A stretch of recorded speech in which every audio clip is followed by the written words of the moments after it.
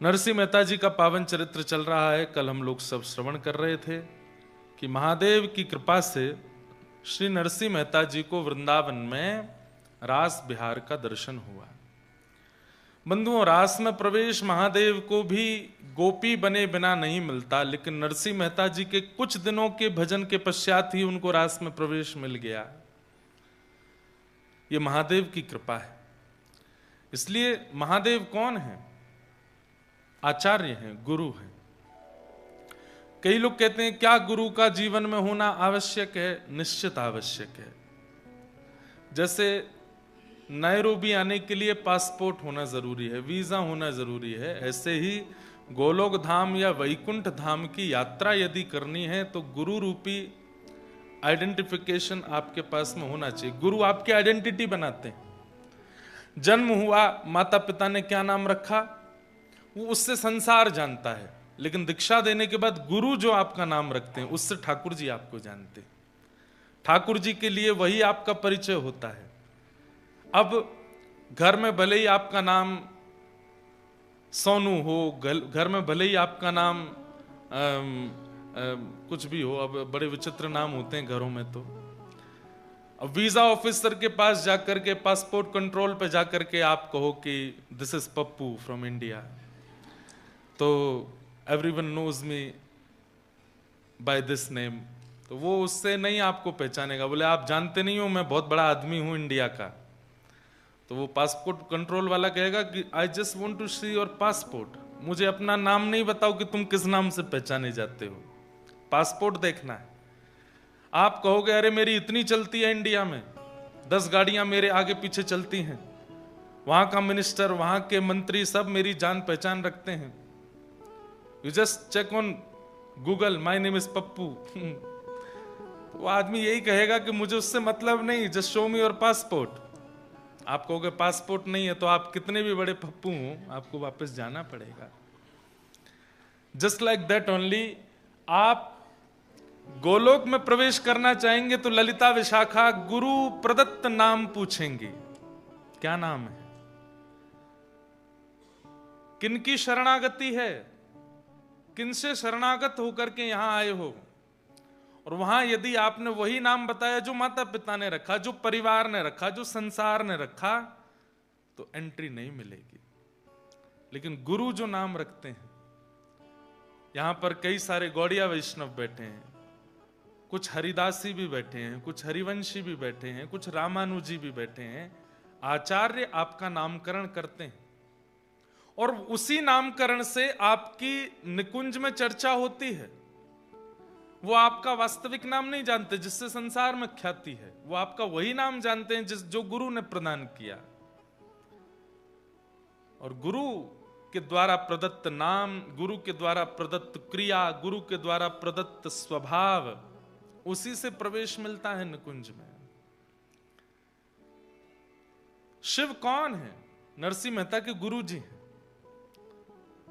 उनके मन में आ गया कि नरसिंह को अब रास का दर्शन कराना है, तो गुरु कृपा से नरसिंह मेहता नरसिंह अली बन करके, अली कहते हैं सखी को, नरसिंह अली बन करके वृंदावन में रास देखने के लिए गए। वृंदावन तो जाते हैं पर रास का अनुभव नहीं होता। क्यों? कहीं ना कहीं गुरु प्रदत्त जो क्रिया है, या गुरु प्रदत्त जो भावना है, या गुरु प्रदत्त जो नियम है, शायद उसका पालन इतने भाव से किया नहीं गया। और दूसरी बात भी कह सकता हूं, शायद गुरु की उतनी कृपा नहीं है। नहीं तो वृंदावन जाकर के अनुभूतियां तो होती हैं। कई लोग वृंदावन जाते हैं तो उनको ऐसा लगता है कि छोटी गलियां हैं, बहुत मिसमैनेजमेंट है, बहुत भीड़ है, कोई वो नहीं है, ऐसा नहीं है, वैसा नहीं है। वो आके केवल कंप्लेन्स ही करते रहते हैं। पर कई लोग उन्हीं दिनों में वो भी गए हैं, पर वो आकर के जैसे पूछते हैं कैसा लगा वृंदावन, तो they will just close their eyes और आंसू निकलने लगेंगे, हम बता नहीं सकते। तुमको भीड़ ने परेशान नहीं किया? पता ही नहीं चला कब थी भीड़? तुमको रात्रि में ये असुविधा नहीं हुई? नहीं, हमको तो ऐसा कुछ अनुभव नहीं हुआ। अभी गिरधर लाल जी का ब्याहुला हुआ था बरसाने में, तो हमने बरसाना से लगभग 6 किलोमीटर दूर माता जी गौशाला में कार्यक्रम रखा कि हमें पता था कि भीड़ बहुत होगी और हम संभाल नहीं पाएंगे। तो पहले दिन पूज्य पिताजी महाराज जब व्यवस्था देखने गए तो मुझको आके बहुत डांटा, बोले इतनी दूर तुमने व्यवस्था, बरसाना से 6 किलोमीटर दूर, वहां कोई रिक्शा नहीं जाता, कोई साधन नहीं जाता, वहां लोग कैसे पहुंचेंगे? मैंने कहा पिताजी अब जैसे भी हो, व्यवस्था में भगदड़ नहीं होनी चाहिए, कोई स्टैम्पेड ना हो जाए, बहुत ज्यादा क्राउडेड ना हो जाए, इसलिए मैंने दूर रखा। पर स्टिल लाल जी की बारात में there was more than 1 lakh people. Lal ji की इतनी बड़ी बारात अभी तक हुई नहीं है।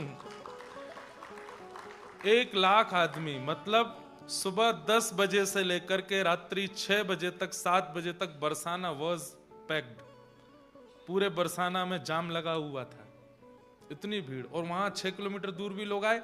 अब उसके बाद में लोगों के 2 तरीके के रुझान। कई लोग, अरे हम तो परेशान हो गए, इतनी लंबी यात्रा, इतनी लंबी, उसमें बीच में हम तो थक गए, हमको तो बहुत मिट्टी लगी, हम तो बहुत धूल मिट्टी खा गए, हमारा तो गला खराब हो गया, ऐसा हो गया, कई लोगों की शिकायत।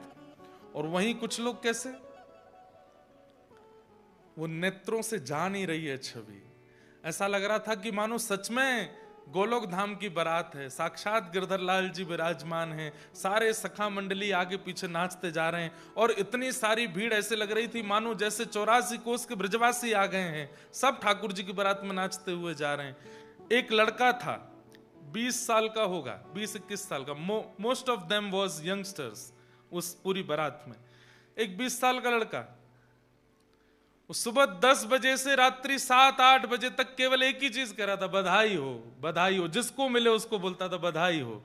And he was just crying, continuously crying. उसका, मेरे को जब वो मिला उस समय 5 बज गए थे, तो 10 बजे से बोल रहा था, तो उसकी आवाज नहीं निकल रही थी, और बस रोता हुआ, जानकार हो अनजान हो, उसको गले लगा के बोले बधाई हो, मेरे लाला का ब्याह है, बधाई हो, मेरे लाला का ब्याह है, बधाई हो।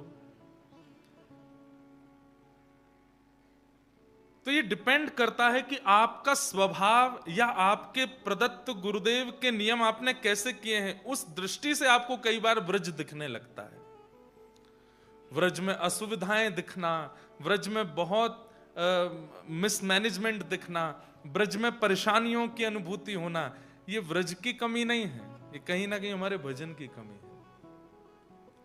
अभी होली के दिन निकल करके गए, बहुत लोग कंप्लेंट्स करते हैं होली पे, व्रज में ऐसा होता है, व्रज में ऐसा होता है। पर वहीं एक सखी क्या गा रही है, मैं इत आई फाग देखन को, मैं इत आई फाग देखन को,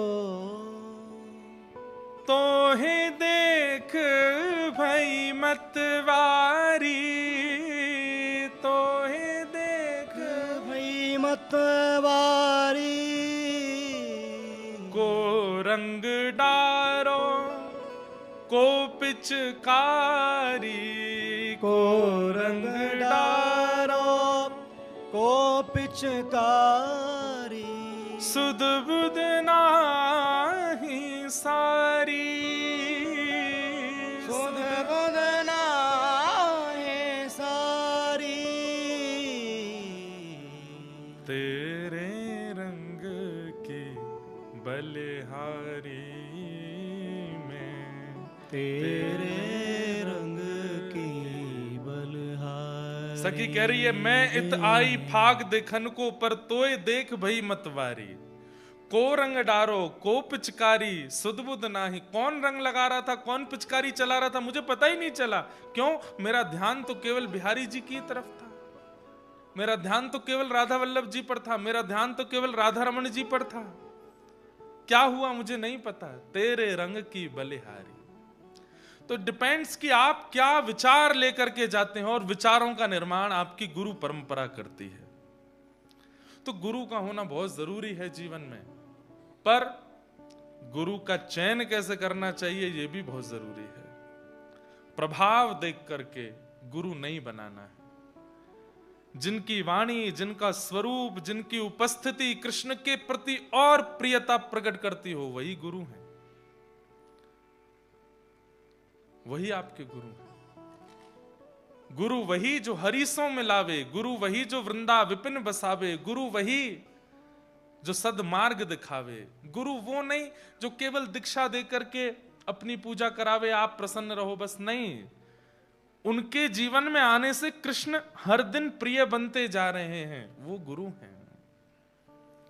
और ऐसे गुरु मिले हैं नरसिंह मेहता को। महादेव चरणों में प्रणाम किया कि मैं कुछ नहीं मांगूंगा आपसे, आपको जो अच्छा लगता है वो मुझे दीजिए। और महादेव लेकर के सीधे पहुंचे हैं वृंदावन।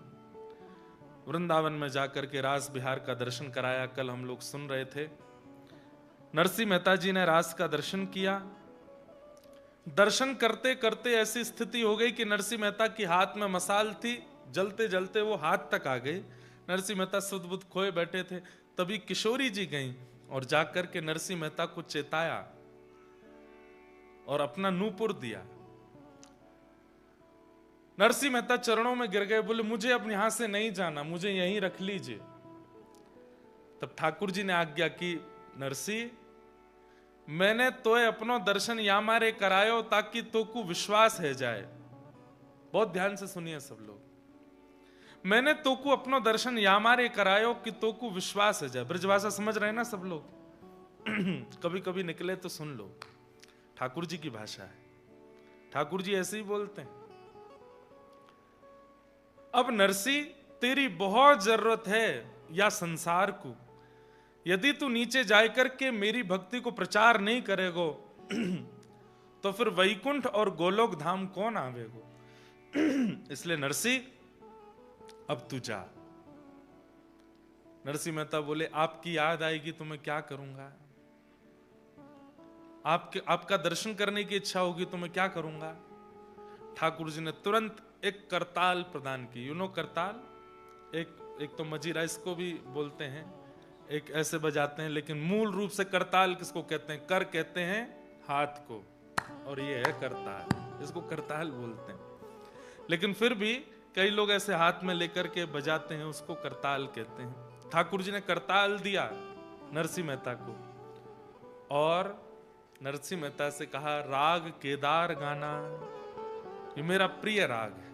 ठाकुर जी कह रहे हैं जब जब तुम गाओगे नरसिंह, जहां दृष्टि घुमा करके देखोगे वहीं मैं तुम्हें खड़ा मिलूंगा। और बंधुओं, केवल नरसिंह मेहता को नहीं, मैं आपको ये बात प्रमाणित करके कह सकता हूं कि राग केदार में आज भी सामर्थ्य है। यदि कोई शुद्धता से गान कर दे, भाव से गान करे, तो आज भी ठाकुर जी दिख जाएंगे। ये राग केदार की खूबसूरती। हाँ, घर के अंदर बैठ के गाओगे, कमरा में बैठ के, तो शायद हो सकता है अनुभूति ना हो। प्रकृति के बीच में गाओ, या फिर वृंदावन बरसाना में कहीं एकांत में बैठ करके गाओ, राग केदार गाओ।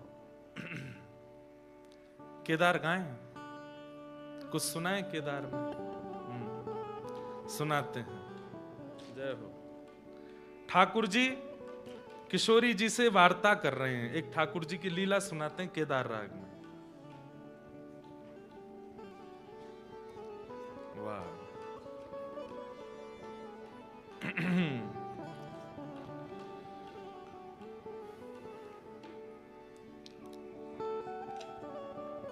अभी यहां बारिश का मौसम आ गया, हमारे वृंदावन में, भारत में तो नहीं आया, लेकिन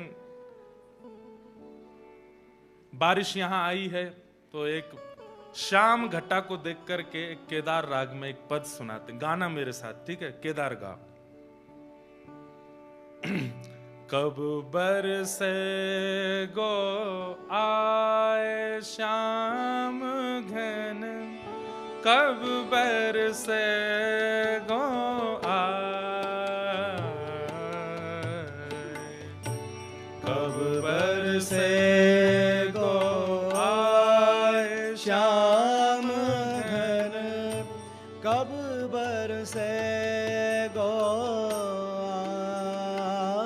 आए। अब दो भाव हैं। काली बादल की घटा को देख करके पक्षी कह रहे हैं कि ये कब बरसेगा, लेकिन ठाकुर जी के रूप माधुरी को देख करके गोपियां कह रही हैं कि श्याम सुंदर हम पर कृपा कब करोगे, कब मिलोगे हमें। लेकिन इस तरीके से बोल रही हैं कि सुनने वालों को लग रहा है कि ये बादल से कह रही हैं कि ये कब बरसेंगे। परंतु वास्तव में गोपियां ठाकुर जी से कह रही हैं कि आप हम पर कब बरसोगे, हम पर कृपा कब करोगे। गाइए। कब बरसेगो आए श्याम घन, कब बरसेगो आए, कब बरसेगो आए श्याम घन, कब बरसेगो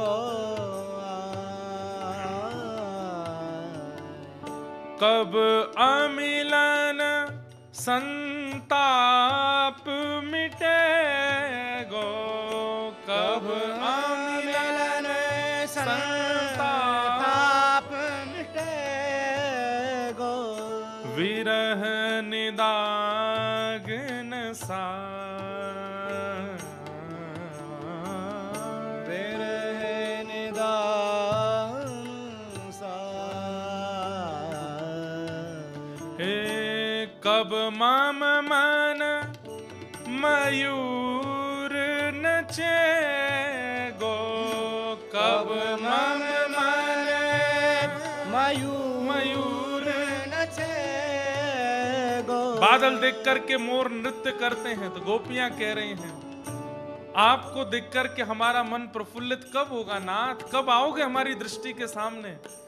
कब मन मम मयूर नचेगो, कब मम मन मयूर नचेगो, उर आनंद ना समाए, और आनंद ना समाए। हे श्याम मिलन बिन कछु न सुहावे, श्याम मिलन बिन कछु न सुहावे, श्याम मिलन बिन कछु न सुहावे, श्याम मिलन बिन कछु न सुहावे। एक बात बोलूं, इतनी संख्या में आप बैठे हो, अगर एक स्वर में गाने लगो तो ये समाज बन जाएगा। गोपियां जब एकजुट में बैठ गई थी तब किशोरी जी ने आज्ञा की कि कृष्ण को बुलाना है तो गाओ, बिना गाए वो नहीं आएंगे। तब गोपियों ने गोपी गीत गाया। इतनी सारी गोपियां बैठी हैं, कोई मन से बैठी है, कोई भोजन के लिए बैठी है, कोई बेमन से बैठी है, कोई फोटो खिंचाने आई है, पर हैं तो सब गोपी। यहाँ कोई पुरुष नहीं है, यहाँ सब गोपी हैं। पुरुष केवल एक पुरुषोत्तम है, बाकी सब गोपी हैं। गाइए सब लोग, थोड़ा मेरुदंड सीधा कीजिए, कमर सीधी करो, कंठ को खोलिए, राग का विचार मत करो, बस गाइए, देखो कितना अच्छा लगेगा। श्याम मिलन बिन कछु न सुहावे, श्याम मिलन बिन कछु न सुहावे। एक क्षण के लिए लगा ठाकुर जी आ गए। क्यों नहीं गाते हो आप? ये इतना अच्छा अवसर है, इतने समाज में बैठे हैं, गाइए ना भाव से। श्याम मिलन बिना कछु न सुहावे, श्याम मिलन बिन कछु न सुहावे, कछु नहीं मोहे भावे, कछु नहीं मोहे भावे। कब बरसे गो आए श्याम घन, कब बरसे गो आए, कब बरसे गो आए श्याम घन, कब बरसे गो आए। हे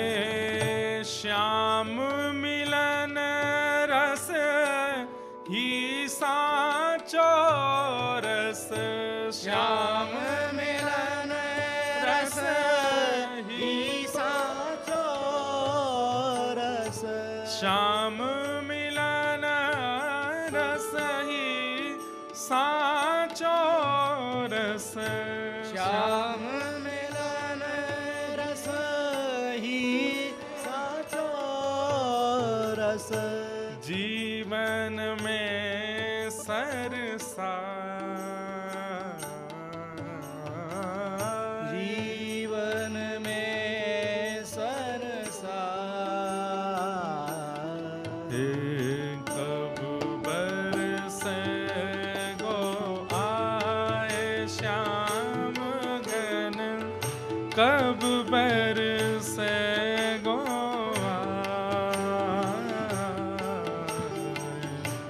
कब बरसे गो श्याम घन कब बरसे गो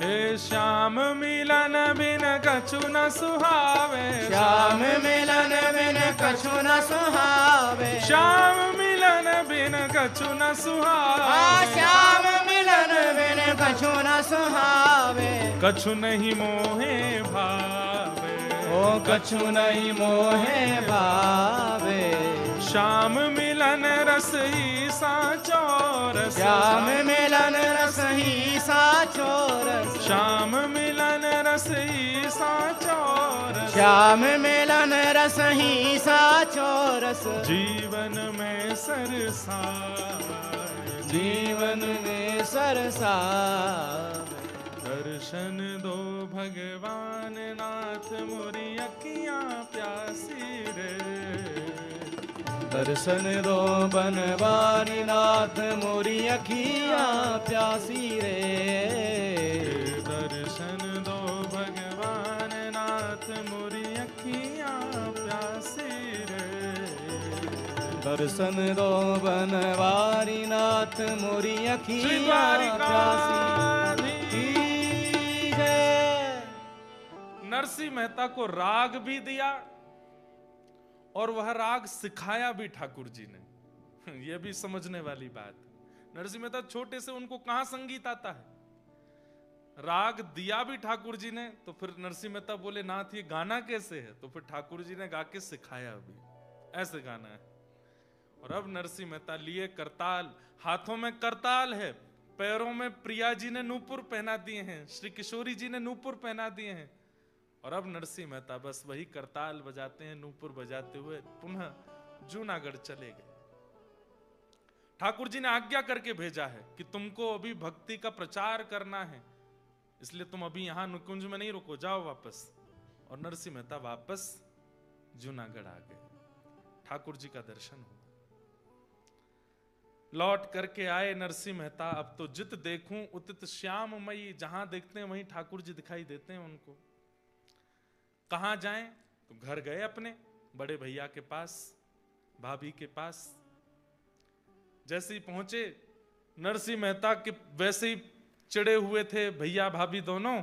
और अब ये पैरों में नूपुर देख करके, हाथ में करताल देख करके, और इनकी वेशभूषा जो भक्तों की सी बनी हुई थी उसको देख करके तो भाभी और भैया दोनों और गुस्सा हो गए। अरे हमने तो सोचा था कि तू मर गया होगा, तो लौट के आ गया फिर से। और ये क्या पहन के, ये घुंघरू पहन करके कहां घूम रहा है, और ये क्या हाथ में ले रखा है। नरसिंह मेहता ने दंडवत प्रणाम किया दोनों भैया भाभी को। ये ठाकुर जी को पुकारवे को यंत्र है, ये करताल है और ये नूपुर है। जब करताल बजाते बजाते कीर्तन करते करते नृत्य करते हैं तब नूपुर की ध्वनि बजती है, इससे प्रिया प्रियतम प्रसन्न होते हैं, इसलिए मैं इनको पहन के आया हूं। भैया जोर से उपहास करने लगे, अरे राम राम राम, ये क्या कर रहा है, चल चल तुझे राजा के पास ले चलता हूं, राजा से कहूंगा वो तुझे थोड़ी नौकरी दे देंगे, 2-4-5 रुपया महीना कमा लेगा, तेरा भी जीवन कट जाएगा, ये सब उतार दे, क्या पहन के घूमता है। नरसिंह मेहता बोले भैया ये तो नहीं उतारूंगा मैं, क्योंकि जिन्होंने पहनाया है वो बहुत विशेष है। कौन माने नरसिंह मेहता की बात। भाभी चिल्लाने लगी, बोले मैं ऐसे नहीं रहने दूंगी इसको घर में, पहले ही इसके कारण हमारा पूरा अपयश होता रहा है पूरे नगर में, और अब इसको ये घुंघरू पहन के घूमेगा, करताल बजाता घूमेगा, सब इसको क्या क्या बोलेंगे और इसकी वजह से हम लोगों को कलंकित करेंगे। आप पहले ही सुन लीजिए, इसको बाहर कर दीजिए, या तो ये रहेगा या मैं रहूंगी। नरसिंह मेहता बहुत चिंता में आ गए। भाभी मां, मैं कोई भार बन के नहीं, ये तो भगवत प्राप्ति के लिए हम सब जीवन में आए हैं, हम सब ने जन्म लिया है, उसी भाव की पूर्ति करना हूं मैं। बंधुओं, एक बात ध्यान रखिएगा, हम लोग कई बार बहुत प्रेशराइज कर देते हैं किसी को कि you should wear Tilak and all every day. अच्छी बात है, पहनना ही चाहिए, नित्य तिलक धारण कीजिए, नित्य कंठी पहनिए, नित्य धोती पहनिए।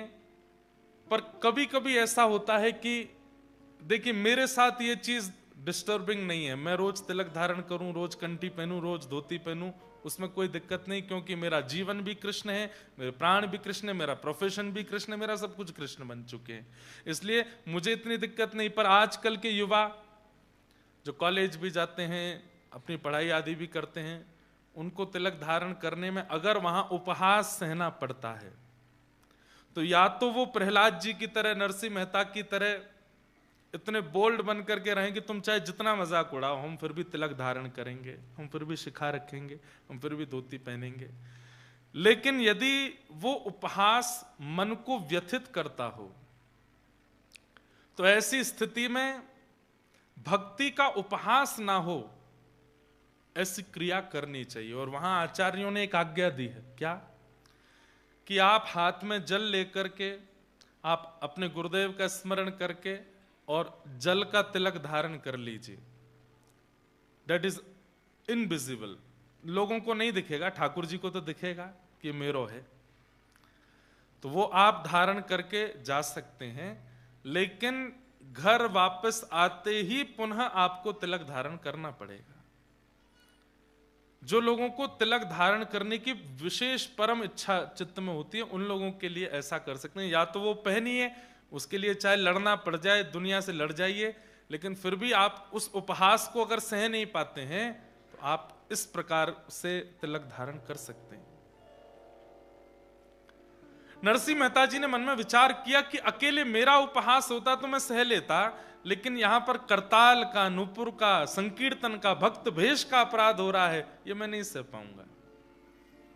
और नरसिंह मेहता ने अपने भैया भाभी को प्रणाम किया, बोले मैं घर छोड़ के जा रहा हूं। तो बोले तू जा रहा है, इसमें तेरी भलाई होगी। नहीं नहीं नहीं, हम निकाल रहे हैं, हम तुझे घर से निकाल रहे हैं। सोचिए, बोले अगर ये कह के जाएगा कि मैं जा रहा हूं, तो नगर के लोग कहेंगे कि उसने घर छोड़ा, इसमें इसकी भलाई मानी जाएगी। ऐसा करो कि हम तुझे निकाल रहे हैं। और नगर के लोगों को पता चले तो हल्ला करते हुए नरसिंह मेहता को घर से निकाल दिया। सब लोगों ने समझ लिया कि नरसिंह को घर से निकाल दिया है। नरसिंह मेहता जी बोले भैया मेरे तो ठाकुर जी हैं, अब वही मेरा जीवन चलाने वाले हैं, वही मेरी रक्षा करने वाले हैं, देखेंगे क्या होता है। गांव के बाहर एक धर्मशाला थी, उस धर्मशाला में जाके नरसिंह मेहता रहने लगे।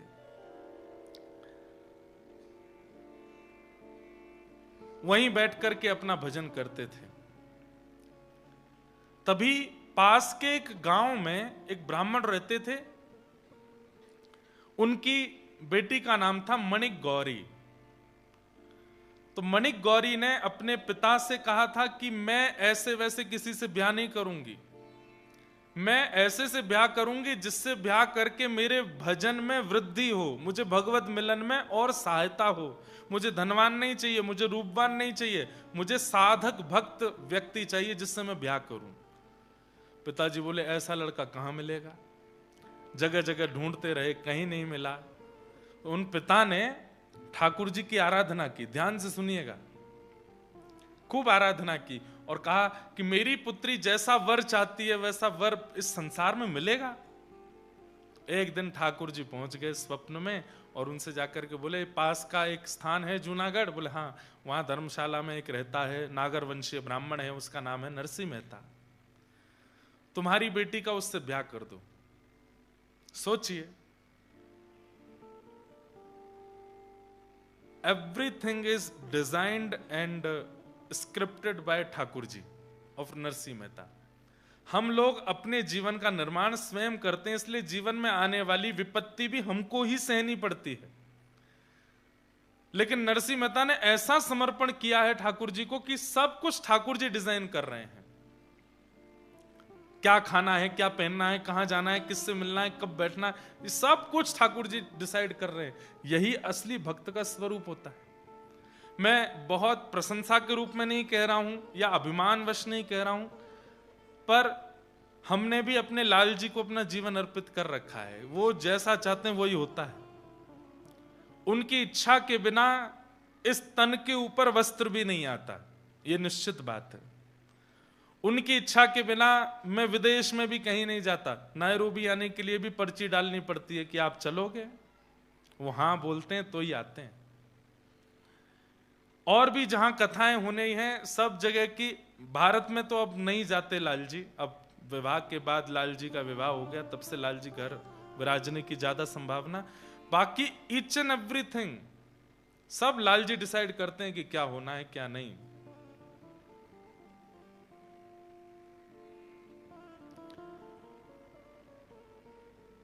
ईच एंड एवरीथिंग मतलब ईच एंड एवरीथिंग। हमारी गृहिणी भी उन्हीं की आज्ञा से आई है, ये भी उन्हीं की आज्ञा है।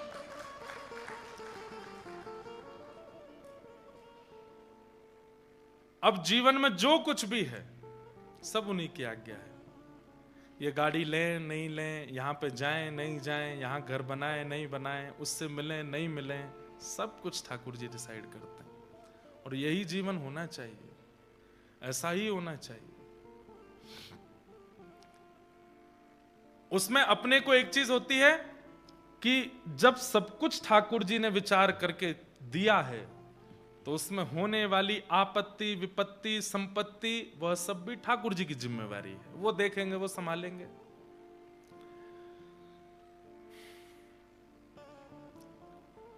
ठाकुर जी ने आज्ञा करके ब्राह्मण देवता को कहा कि अपनी बेटी का विवाह तुम वहां कर दो नरसिंह मेहता से, जाओ। यहां पर उन ब्राह्मण देवता ने अपनी बेटी मणिक गौरी का ब्याह नरसिंह मेहता से किया। नरसिंह मेहता जी ने भी ब्याह कर लिया, गृहस्थाश्रम में प्रवेश किया। आपकी पहली बेटी हुई जिसका नाम था कुमरी बाई। क्या नाम था? कुमरी बाई। ब्याह के 2 साल बाद प्रथम पुत्री हुई कुमरी बाई, जिसको आप नन्ही नन्ही कह के बुलाते थे। क्या बोलते थे? नन्ही। जैसे बालक पिता अपने बालक को प्यार से बुलाता, तो ऐसे ये नन्ही नन्ही बोलते थे। उसी से उनका फिर कालांतर में नाम नानी हो गया और सब उनको नानी बाई बोलने लगे।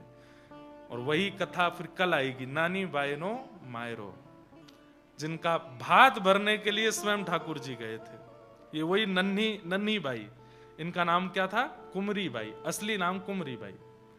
नरसिंह मेहता जी के फिर दूसरे एक पुत्र हुए, उनका नाम था श्यामल दास। इनकी बारात में भी ठाकुर जी गए थे। कितना सुंदर प्रसंग है, अभी सोच के ही मुझे गूज़बम्स हो रहे हैं। इनकी बारात भी ठाकुर जी लेके गए थे। सब कुछ नरसिंह मेहता के जीवन में अपना कुछ है ही नहीं, सब ठाकुर जी कर रहे हैं। और तीसरी इनकी एक पुत्री हुई, उनका नाम था रत्नाबाई। ये 3 संतान हुई नरसिंह मेहता की। धर्मशाला में रहते थे छोटे छोटे बच्चे।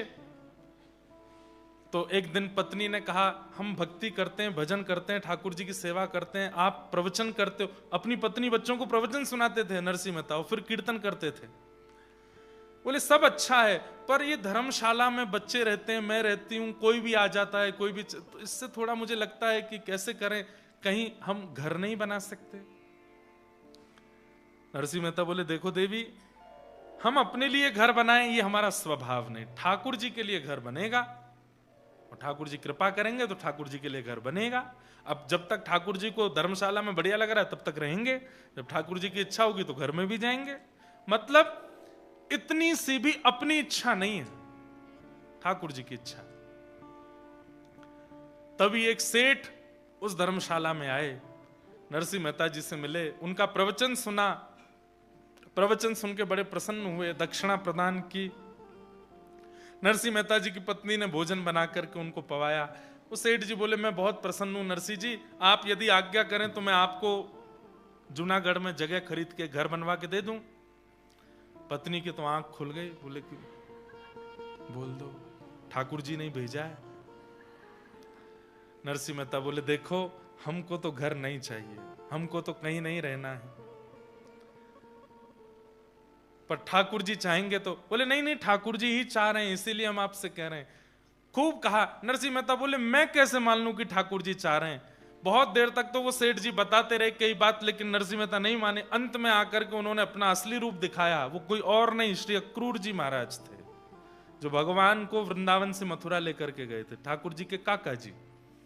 अक्रूर जी जब प्रकट हुए, देव रूप जब नरसिंह मेहता ने देखा, बोले आप कौन है? बोले मैं अक्रूर हूं, ठाकुर जी को मथुरा से, वृंदावन से मथुरा में ही लाया था, वहां से फिर यहाँ द्वारिका में भी मैं हूं, मैं काका हूं ठाकुर जी का। ठाकुर जी ने ही मुझे भेजा है कि नरसिंह के लिए एक भवन निर्माण करो, आपकी कुछ रिक्वायरमेंट बता दो।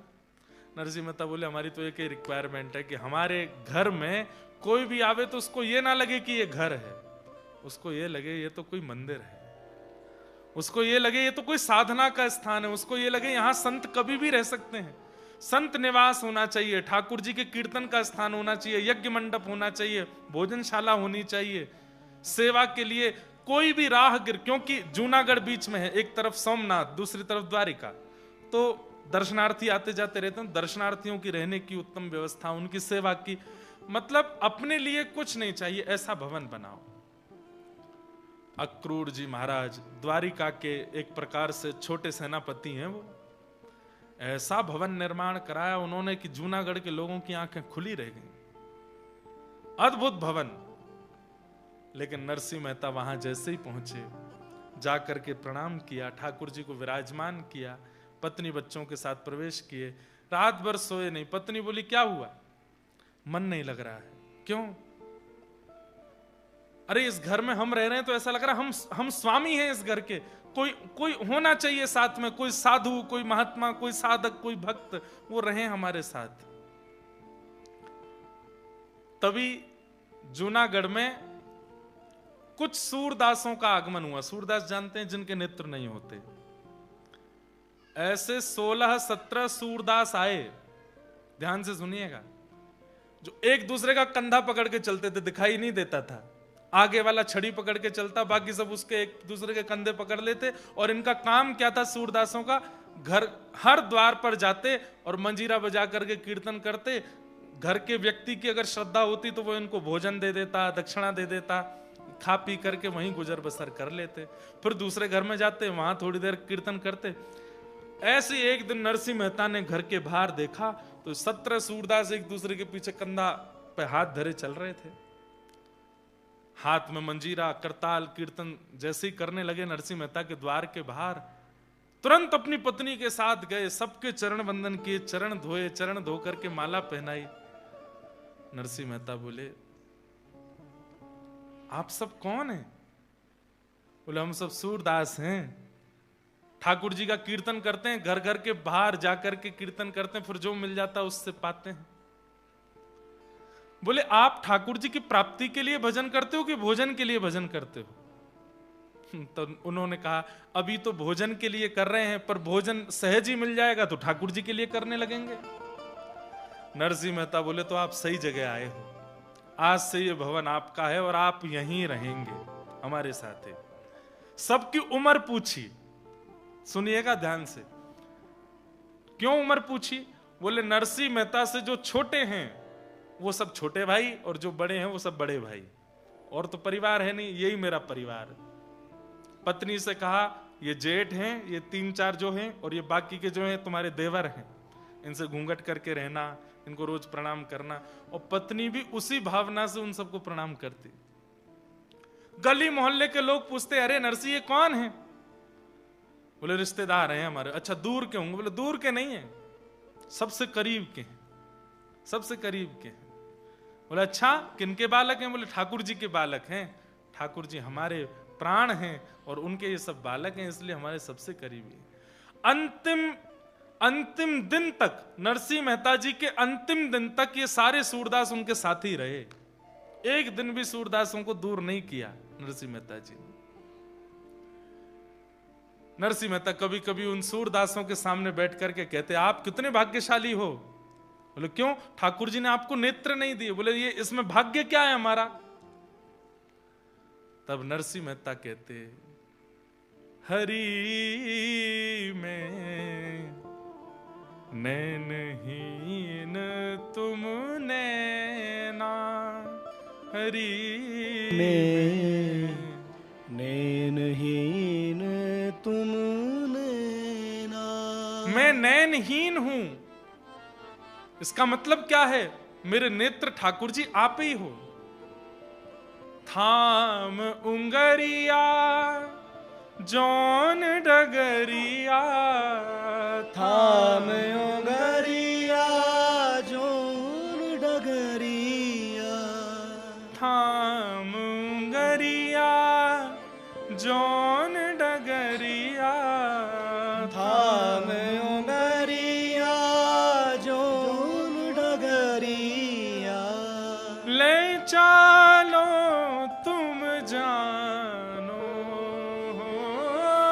ले चलो तुम जानो, हरि में नैनहीन तुम नैना, हरि में नैनहीन तुम नैना। मैं नैनहीन हूं पर मेरे नेत्र आप हो।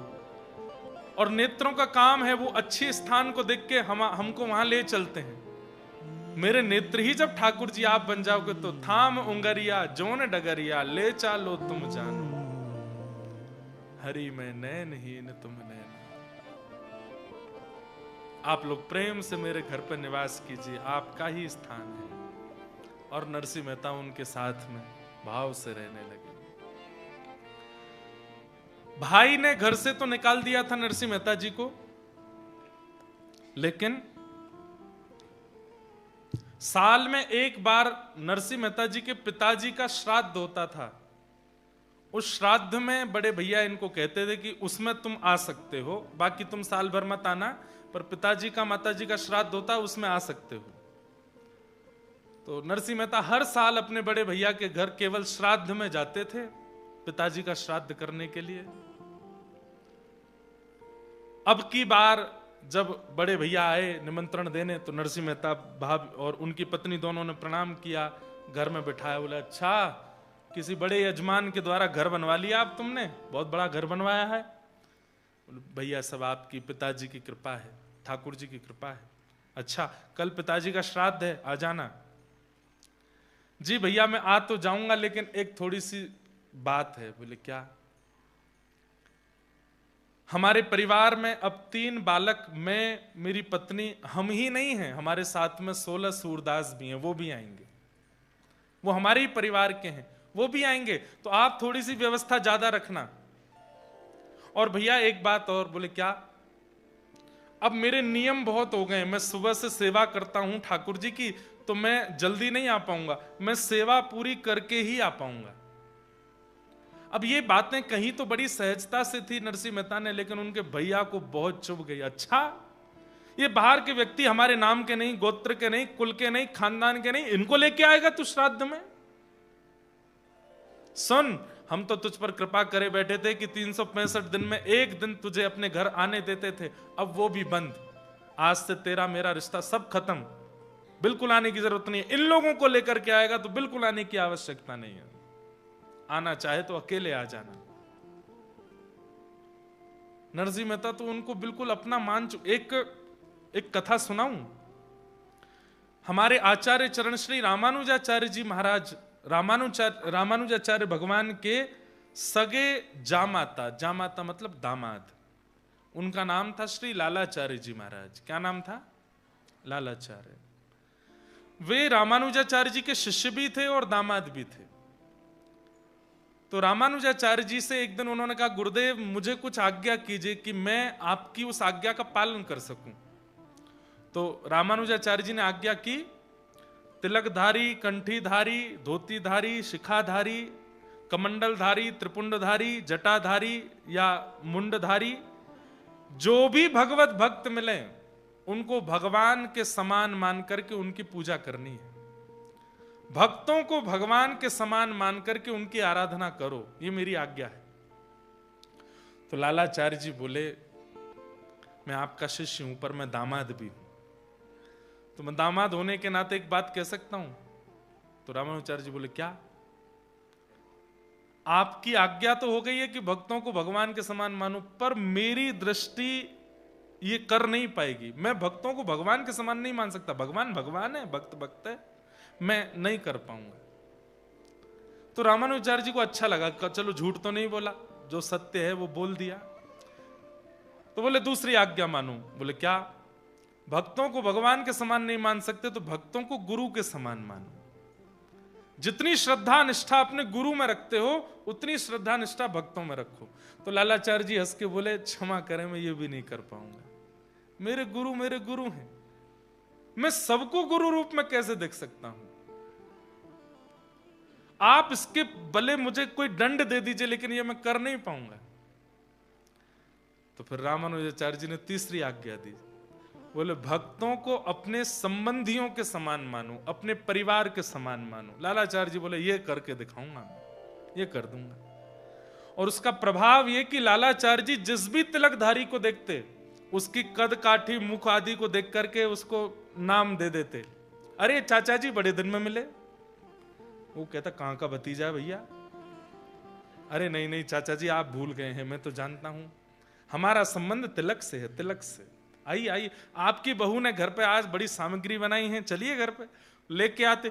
अकेले लालाचार्य जी, उनकी पत्नी भी इतनी निष्ठावान, आके घर में देखो वहां के चाचा जी आए हैं, तो पत्नी भी आके प्रणाम करती, घूंघट करती, चाचा जी बैठिए ना, मैं बनाती हूं प्रसाद। कोई बड़े बुजुर्ग दिख जाते तो उनको मामा जी बोल देते, किसी को फूफा जी बोलते, कोई मुंह फुलाए घूम रहा है तो फूफा जी।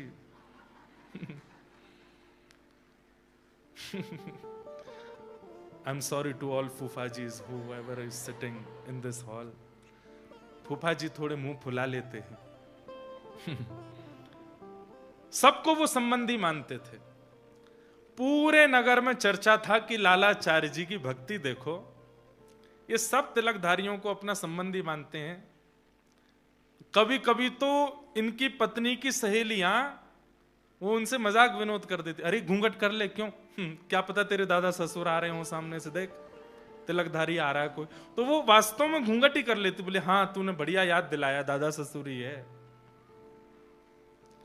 एक बार ऐसा हुआ कि कावेरी नदी में एक शव बहता जा रहा था और उस शव के गले में कंठी माला थी, और तभी इनकी पत्नी जल भर रही थी। तो विनोद में फिर से सखियों ने कहा, अरे अरे देख, कहीं तेरा देवर तो नहीं जा रहा मरा हुआ, देख किसी का शव बहता हुआ जा रहा है, गले में कंठी माला है। और इस बात को सुनकर के वो इतनी व्याकुल हो गई कि रोते रोते अपने पति के पास गई और जाकर के कहा, लालाचार्य जी कंठी माला पहने एक शव बहता हुआ जा रहा है। सबने कहा वो मेरे देवर तो नहीं, कंठी है गले में। तो ये बात सुनते ही कि कंठी गले में है और वो शव है, मतलब मृत्यु हो चुकी है, लालाचार्य जी इतना रोए, इतना रोए। अरे मेरे छोटे भाई चले, अभी तक देखा भी नहीं है उनको। ये नाटक नहीं हो सकता, ये वास्तविकता है। इतना रोए, व्याकुल हो गए, दौड़ करके गए, जाकर के उनका शव निकाला, 2-4 लोगों की मदद से अपने घर ले आए। किसी अन्य के शव को अपना घर कैसे ला सकता है कोई? घर ला करके पुरोहित जी को बुलाया, बोले कि इनका सब करवाइए संस्कार। पुरोहित जी बोले, इनका नाम गोत्र तुम्हारे, बोले जो मेरा गोत्र है वही गोत्र है, और जिनका कोई गोत्र नहीं तो तिलकधारी कंठीधारी अच्युत गोत्र है। पुरोहित जी ने कहा, भैया मैं नहीं कराऊंगा इनका अंतिम संस्कार।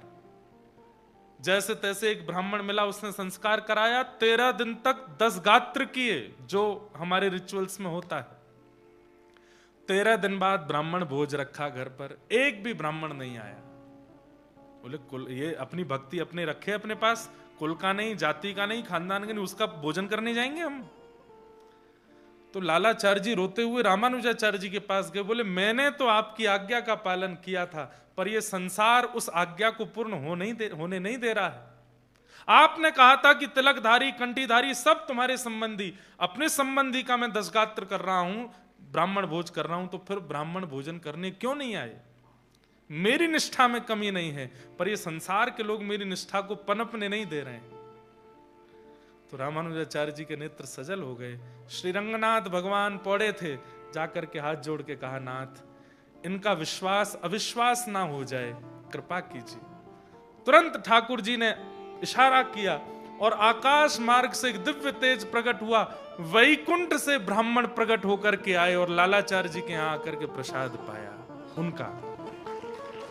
वैकुंठ से ब्राह्मण भेजे ठाकुर जी ने। कभी कोई भगवत भक्त ब्रजवासी या ठाकुर जी का संबंधी सन्मुख आ जाए ना बंधु, थोड़ा नाच लिया कीजिए।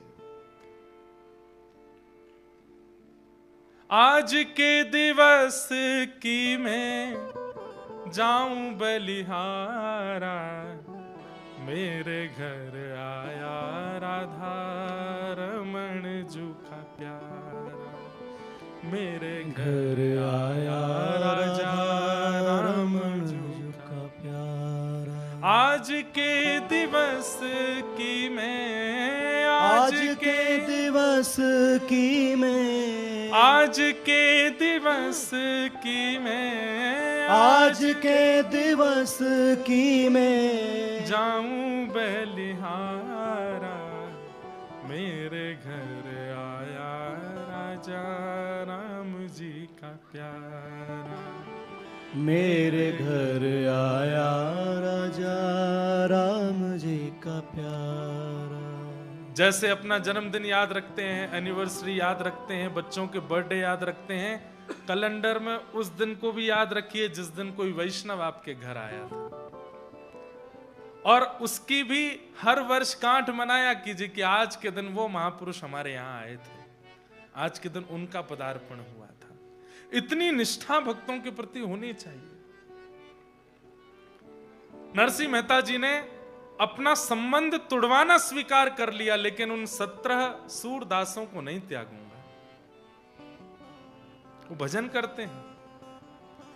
नरसिंह मेहता जी के जब भैया चले गए संबंध तोड़ के, तो सब लोगों ने कहा, अब नरसिंह पिताजी का श्राद्ध तो श्राद्ध है, बड़े भैया ने तो घर से निकाल दिया, अब तुमको अलग से करना पड़ेगा।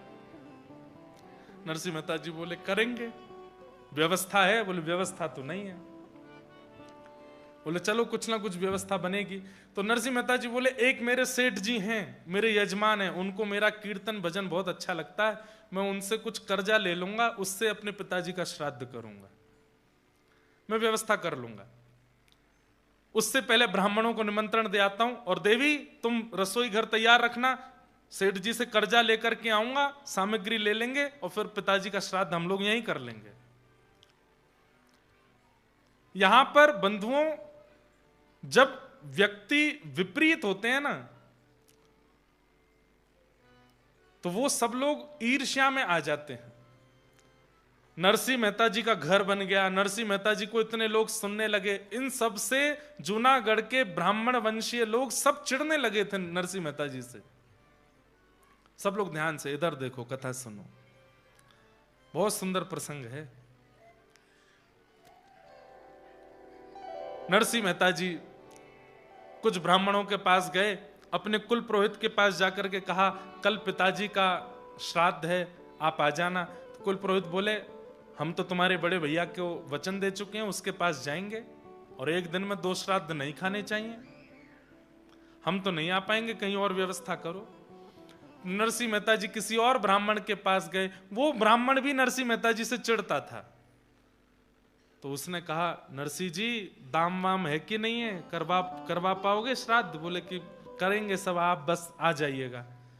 बोले ब्राह्मण भोजन के लिए कुछ व्यवस्था? बोले कि हाँ, 4-5 ब्राह्मणों को तो भोजन पवा देंगे, आप आज्ञा कर दीजिए किनको निमंत्रण देना। बोले तुम क्या जाओगे निमंत्रण, मैं ही बुला लाऊंगा अपने साथ, तुम जाके बस व्यवस्था करो। नरसिंह जी बोले, बड़ी कृपा, आप 5 ब्राह्मणों को लेके आ जाइएगा कल। ठीक है। नरसिंह जी जैसे गए, उस व्यक्ति ने सोचा, 5 ब्राह्मण, पूरे जूनागढ़ को निमंत्रण दूंगा कल मैं, कल तेरे यहां भीड़ होगी, तमाशा होगा और हम देखेंगे, इतने ब्राह्मण आ जाएंगे, और जब नहीं पवा पाएगा नरसिंह मेहता तो फिर गालियां पड़ेंगी, तब आएगा आनंद। उस ब्राह्मण ने पूरे जूनागढ़ के ब्राह्मणों को निमंत्रण दे दिया। अरे नरसिंह मेहता ने बुलाया है, अरे हाँ हाँ बड़ा घर बन गया अब तो भैया, अब तो जरूर वो भोजन बढ़िया ही पवाएगा कुछ, कल चलते हैं उसके यहाँ प्रसाद पाने के लिए। यहां नरसिंह मेहता जी ने पत्नी से कहा, देवी अब तुम तैयारी रखना, मैं ब्राह्मण देवता को बोला 5 ब्राह्मण कल आएंगे, एक पुरोहित जी आएंगे, और मैं सेठ जी के पास जा रहा हूं, उनसे थोड़ी व्यवस्था उधार ले आता हूं। 17 सूरदासों से भी कह गए आप भी ध्यान रखिएगा अपना। बोले हाँ ठीक है। नरसिंह मेहता जी उस सेठ जी के पास गए, सेठ जी से कहा ऐसे ऐसे पिताजी का श्राद्ध है, कुछ दे दीजिए आप, मैं आपको चुका दूंगा। सेठ जी बोले अगर मैं कोई दूसरा ऑफर दूं तो? क्या ऑफर? बोले आपको चुकाना नहीं पड़ेगा, जितना चाहोगे मैं दे दूंगा, पर आपको चुकाना नहीं है, कुछ और करना पड़ेगा। नरसिंह मेहता बोले क्या करना है? बोले मुझे कीर्तन सुना दीजिए, बैठ करके थोड़ा कीर्तन सुना दीजिए, और मैं जितने चाहूं उतने कीर्तन मुझे सुना दीजिए, मैं आपको जितना कहोगे उतना कर्जा दे दूंगा, उधार दे दूंगा आपको। नरसिंह मेहता बोले मैं कीर्तन तो सुना दूंगा, लेकिन समय का आप ध्यान रखना, क्योंकि मैं तो डूब जाता हूं कीर्तन में, और मैं कहीं कीर्तन में डूब गया और वहां ब्राह्मण आ गए और मैं नहीं पहुंचा, सामग्री नहीं बनी, तो फिर लेने के देने पड़ जाएंगे। सेठ जी बोले आप चिंता नहीं करो, आप आंख बंद करके कीर्तन करो, मैं आंख खोल के सुनूंगा। नरसिंह मेहता जी ने अपना करताल लिया हाथ में, बोले सेठ जी ध्यान रखिएगा, मैं डूब जाऊंगा, मुझे उठा दीजिएगा। बोले आप तो बस सुनाना प्रारंभ करो, और गाने लगे नरसिंह मेहता। हे मारा गिरधर लाल, थारो नचायो नाचू रे, मारा गिरधर लाल, थारो नचायो करताल बजा के गाओ। नाचूरे। मारा नट राजा, थारो नचायो नाचू रे। ओ मारा नट राजा, थारो नचायो नाचूरे। ओ मैं तो थारो नचायो नाचू, ओ मैं तो थारो नचायो नाचू रे। मैं तो थारो नचायो नाचू, ओ मैं तो थारो नचायो नाचू रे। मारा गिरधर लाल, थारो नचायो नाचू रे। ओ मारा गिरधर लाल, थारो नचायो बोल गिरधर लाल प्यारे की।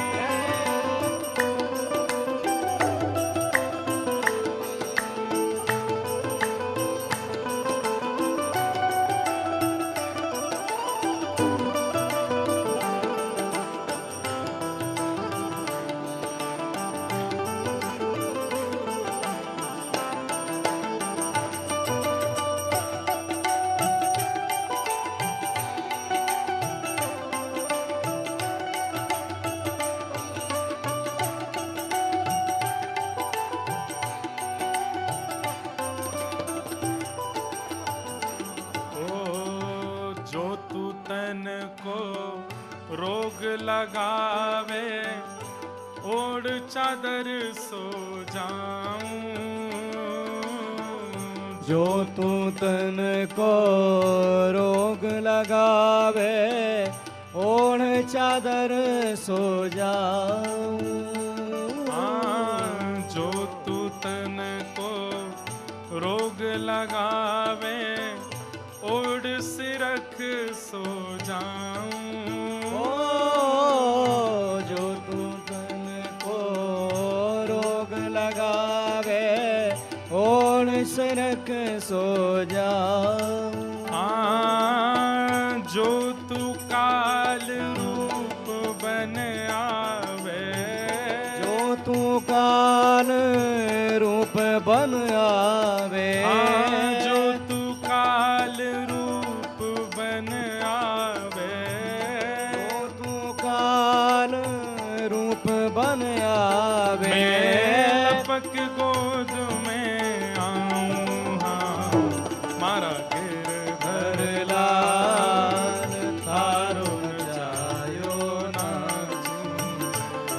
मारा गिरधर लाल थारो नचायो नाचू रे मारा गिरधर लाल थारो नचायो नाचू रे ओ मारा गिरधर लाल थारो नचायो नाचू रे। इन पंक्तियों में जो सबसे प्रिय मुझे लगती है, घर का प्राणी कहा ना माने, मन मन खुशी मनाऊं। घर का प्राणी कहा न माने, मन मन खुशी मनाऊं। नरसिंह मेहता कह रहे हैं, घर के लोग हमारी मानते नहीं है, हमारी चलने देते नहीं, हमारी एक भी बात नहीं सुनते। बड़ी कृपा है ठाकुर जी, अच्छा है, सब मेरी बात मानने लगेंगे तो सबके प्रति मोह हो जाएगा। अच्छा है मेरी बात मानते नहीं, किसी के प्रति मेरा मोह नहीं है। घर का प्राणी कहा न माने, मन मन खुशी मनाऊं। घर का प्राणी कहा न माने, मन मन खुशी मनाऊं। ओ थारे इस मंगल विधान में, थारे इस मंगल विधान में, ओ थारे इस मंगल विधान में, थारे इस मंगल विधान में काहे टांग अड़ाऊं मारा गिरधर लाल थारो नचायो नाचू रे। मारा गिरधर लाल थारो नचायो नाचू रे। मारा गिरधर लाल थारो नचायो नाचू रे। ओ मारा गिरधर लाल थारो नचायो नाचू रे। राधे राधे गोविंद गोविंद राधे।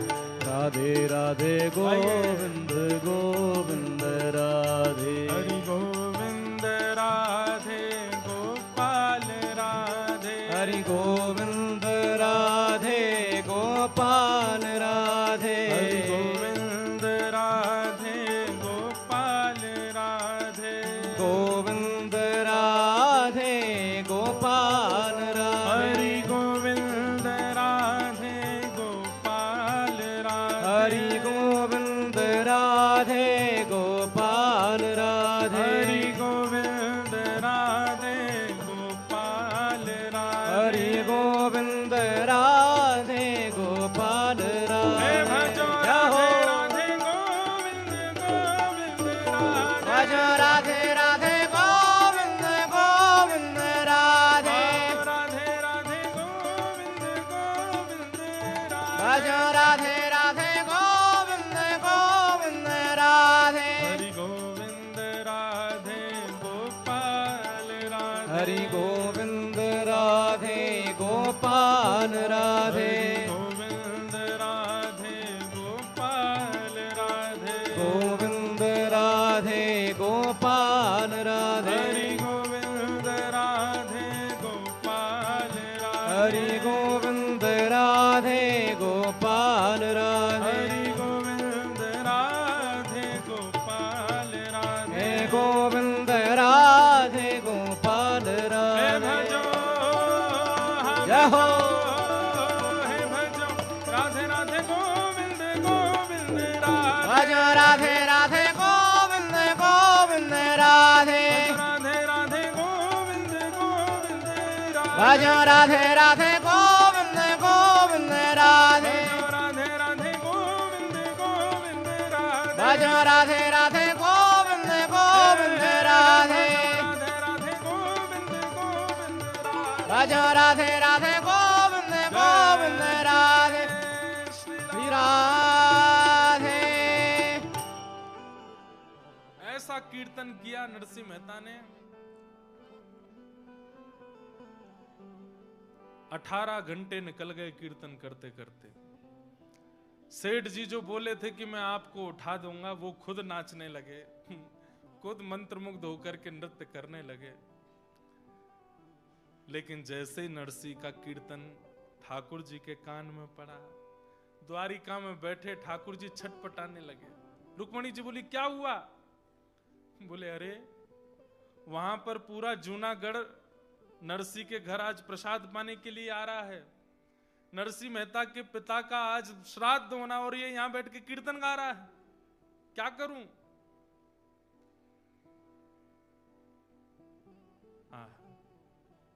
अपने जन के कारण ठाकुर जी रूप बदलते हैं। कभी ठाकुर जी कोई बन के आते हैं, कभी कोई बन के आते हैं, कभी कोई बन के आते हैं, पर इस कलिकाल में एकमात्र ऐसे नरसी मेहता हैं या फिर श्री जयदेव महाप्रभु हैं जिन दो लोगों का रूप ठाकुर जी ने धारण किया, और आज नरसी मेहता बनकर के स्वयं ठाकुर जी उनके घर पहुंच गए। नरसी मेहता बनकर के ठाकुर जी आ गए। वहां नरसी जी कीर्तन कर रहे हैं, दोनों भुजा उठा करके। नरसी मेहता जैसे ही आए तो ठाकुर जी आए हैं, नरसी मेहता नहीं है। पत्नी ने कहा इतना विलंब कर दिया। अरे देवी अब क्या बताऊं मैं, सेठ जी तो बड़े कंजूस हैं, दे ही नहीं रहे थे, बड़ी मुश्किल से दिया है। अच्छा व्यवस्था हो गई? बोला हाँ सब व्यवस्था है, तुम तो बनाओ। उन 17 सूरदासों को भी ठाकुर जी ने जाकर के एक एक काम दे दिया, तुम धनिया काटो, तुम मिर्च काटो, तुम ये काटो।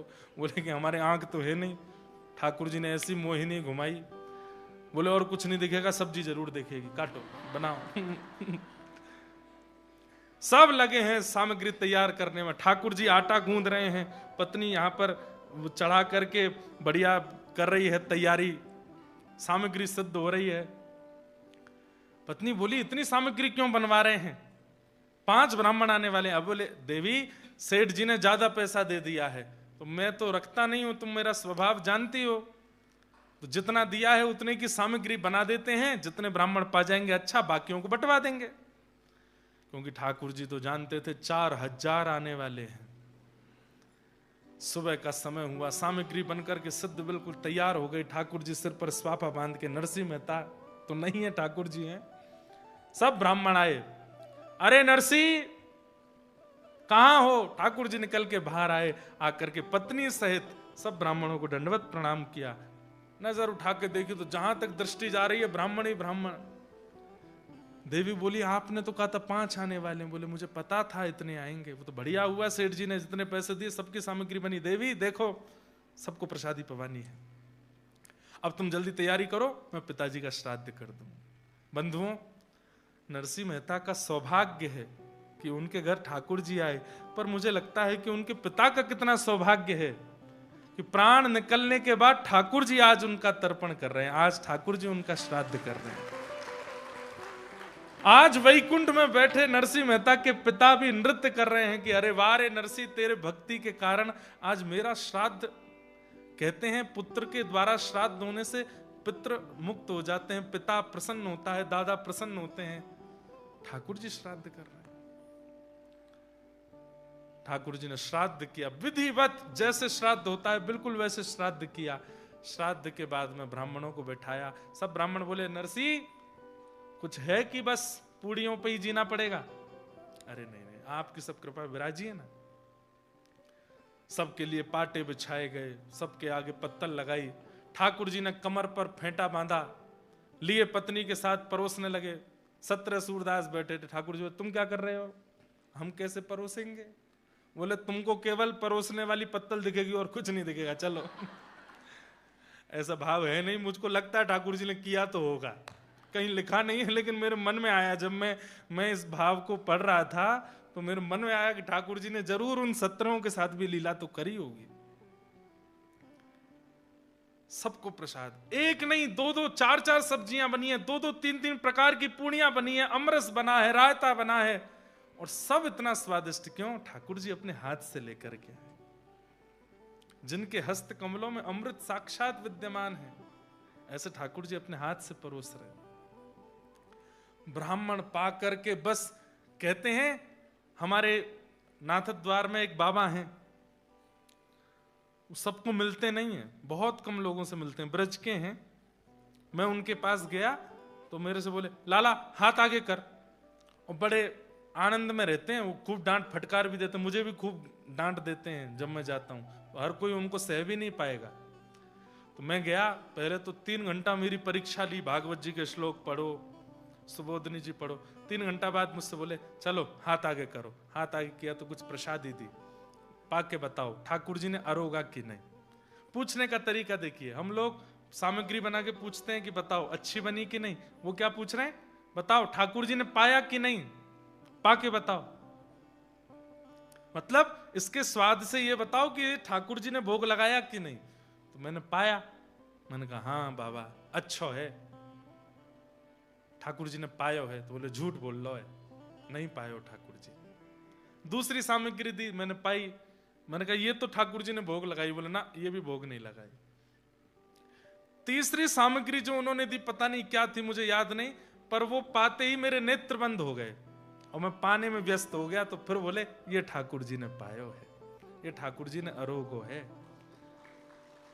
जहां बता दिया गया हो, वृंदावन से लौट करके अनुभव बता दिया गया हो, तो समझो वृंदावन नहीं गए थे।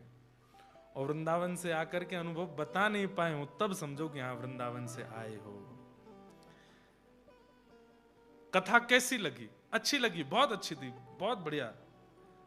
इतना सब बता दिया गया तो समझो कि कथा सुनी नहीं, पर कथा कैसी लगी? बोले बस शब्द नहीं है, ये सुनी कथा।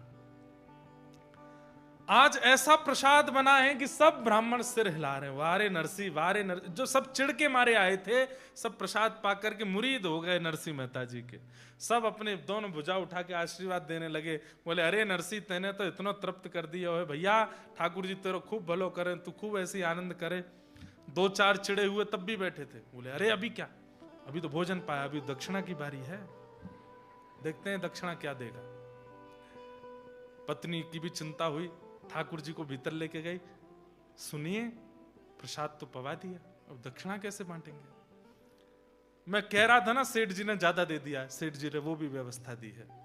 और क्या व्यवस्था है? तो देखा तो अंदर पोटलियां रखी थी, एक एक पोटली में 12-12 सोने की मोहर। पत्नी बोली मुझे लगता था सेठ जी उदार हैं, पर ये तो बहुत ही ज्यादा उदार हैं, इतने उदार। 4000 पोटली 12 सोने की मोहर, कोई आज भी नहीं कर पाएगा कोई इतना। और नरसिंह मेहता और पत्नी दोनों, आज मुझे तो कभी कभी पत्नी के लिए भी लगता है कितना सौभाग्य है। पति जब कोई अच्छा कार्य करता पत्नी हाथ लगाती है, वो ठाकुर जी के संग हाथ लगा रही हैं, ठाकुर जी के संग ब्राह्मणों को पूजन कर रही हैं। युगल दोनों एक साथ आशीर्वाद लेते हैं, उसका एक अपना महत्व होता है। आज नरसिंह मेहता की पत्नी के बगल में आशीर्वाद ब्राह्मणों का नरसिंह जी नहीं ठाकुर जी ले रहे हैं, कितना सौभाग्य उनकी पत्नी का। ब्राह्मण सब पोटलियां लेते हैं, बोले इतनी भारी, अरे कंकड़ पत्थर भर दिए क्या नरसिंह? नहीं नहीं नहीं, सब आपकी कृपा है। खोल खोल के देगा तो 12-12 सोने की मोहर। ब्राह्मणों के नेत्रों से आंसू निकल पड़े, सब हृदय से लगावे नरसिंह मेहता को और प्रणाम करते हुए सब लोग वहां से निकल पड़े। नगर में जाके हल्ला मचा दिया महाराज। वो कुल पुरोहित जी जो आए ही नहीं थे, वो बड़े भैया के यहां श्राद्ध खा के आए। उस समय श्राद्ध में सबसे बड़ी दक्षिणा मिलती थी 1.5 रुपया। कितना? उनको 1.5 रुपया मिला था बड़े भैया के यहां श्राद्ध खाने पर। तो वो 1.5 रुपया लेकर के ऐसे छाती चौड़ा के चल रहे थे। क्यों? बोले सबसे बड़ी दक्षिणा मुझे ही मिलती है श्राद्ध की, 1.5 रुपया, और किसी को नहीं मिलती। उनकी छाती देख करके 4000 ब्राह्मणों ने और फुलाई। बोले क्यों कर रहे हो ऐसे? 1.5 रुपया मिला, आज देखा मेरे यजमान ने कितना दिया? बोले महाराज अब बस बुलवाओ मत हमसे। नहीं नहीं बताओ। बोले 12 सोने की मोहर। अरे झूठ बोलते हो? बोले नहीं हम सत्य बोल रहे हैं, 12 सोने की मोहर, एक को नहीं सबको। 4000 लोग गए थे, सबको 12 सोने की मोहर। घिस घिस करके देख रहे हैं कहीं सोना झूठा तो नहीं है, ये तो नहीं, सब बिल्कुल सत्य निकला। बोले कैसे हो गया? मैं क्यों नहीं गया नरसिंह के यहां प्रसाद पाने?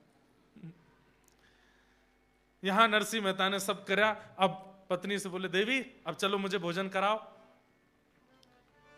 पत्नी ने भोजन की थाली लगाई, थाली लगा करके ठाकुर जी पा रहे हैं।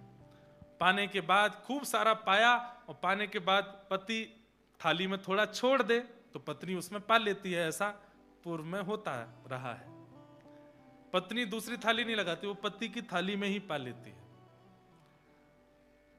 ठाकुर जी का अधरामृत बचा है। ठाकुर जी ने सब पाया, वो देवी अब तुम पालो, मैं हस्त प्रक्षालन करके आता हूं। और ठाकुर जी प्रसाद पा करके उठे, उठ करके हस्त प्रक्षालन करने गए। वो बोले ध्यान लगा के देखूं नरसी कर क्या रहा है। देखा तो नरसी जी अभी भी नाच रहे हैं करताल लेकर के। वाह रे नरसी, तू ऐसे नाचता रहेगा तो द्वारिका छोड़ के मुझे तेरे घर पर रहना पड़ेगा। ठाकुर जी ने तुरंत चुटकी बजाई और नरसिंह मेहता का जो भाव चल रहा था वो भाव तुरंत धूमिल हुआ। अचानक से नरसिंह मेहता जी का मन उच्चाटित हुआ, नेत्र खुले, देखा तो सेठ जी पूरा परिवार निहाल पड़ा है सामने, वो भी नाच रहे हैं। सेठ जी क्या समय हो गया? उस समय का तो पता नहीं कितना हो गया। बाहर जाके पूछा, बोले कि भैया हमारा कीर्तन कितनी देर से? बोले कम से कम 20-25 घंटे हो गए भैया, कल सुबह शाम को शुरू किया, आज की शाम हो गई है। नरसिंह मेहता बोले ब्राह्मणों ने उपद्रव कर दिया होगा, मेरी पत्नी को आज बहुत गालियां दी होगी, कहीं घर से ही नहीं निकाल दिया हो। अरे क्या हो रहा होगा, बेचारे उन 17 सूरदासों के तो कपड़े फट गए होंगे। नरसिंह मेहता बोले सेठ जी आप जल्दी मुझे दे दीजिए, मैं सामग्री लेकर के जाऊं। धन लेकर के सामग्री लेने के लिए जाना चाहते थे, लेकिन बोले एक बार घर की स्थिति तो देख चलूं, कहीं आग वाग तो नहीं लगा दी घर में। घर के बाहर से झांक करके देखा तो चबूतरे पर पत्नी बैठे प्रेम से प्रसाद पा रही है। नरसिंह मेहता बोले ये क्या हो रहा है?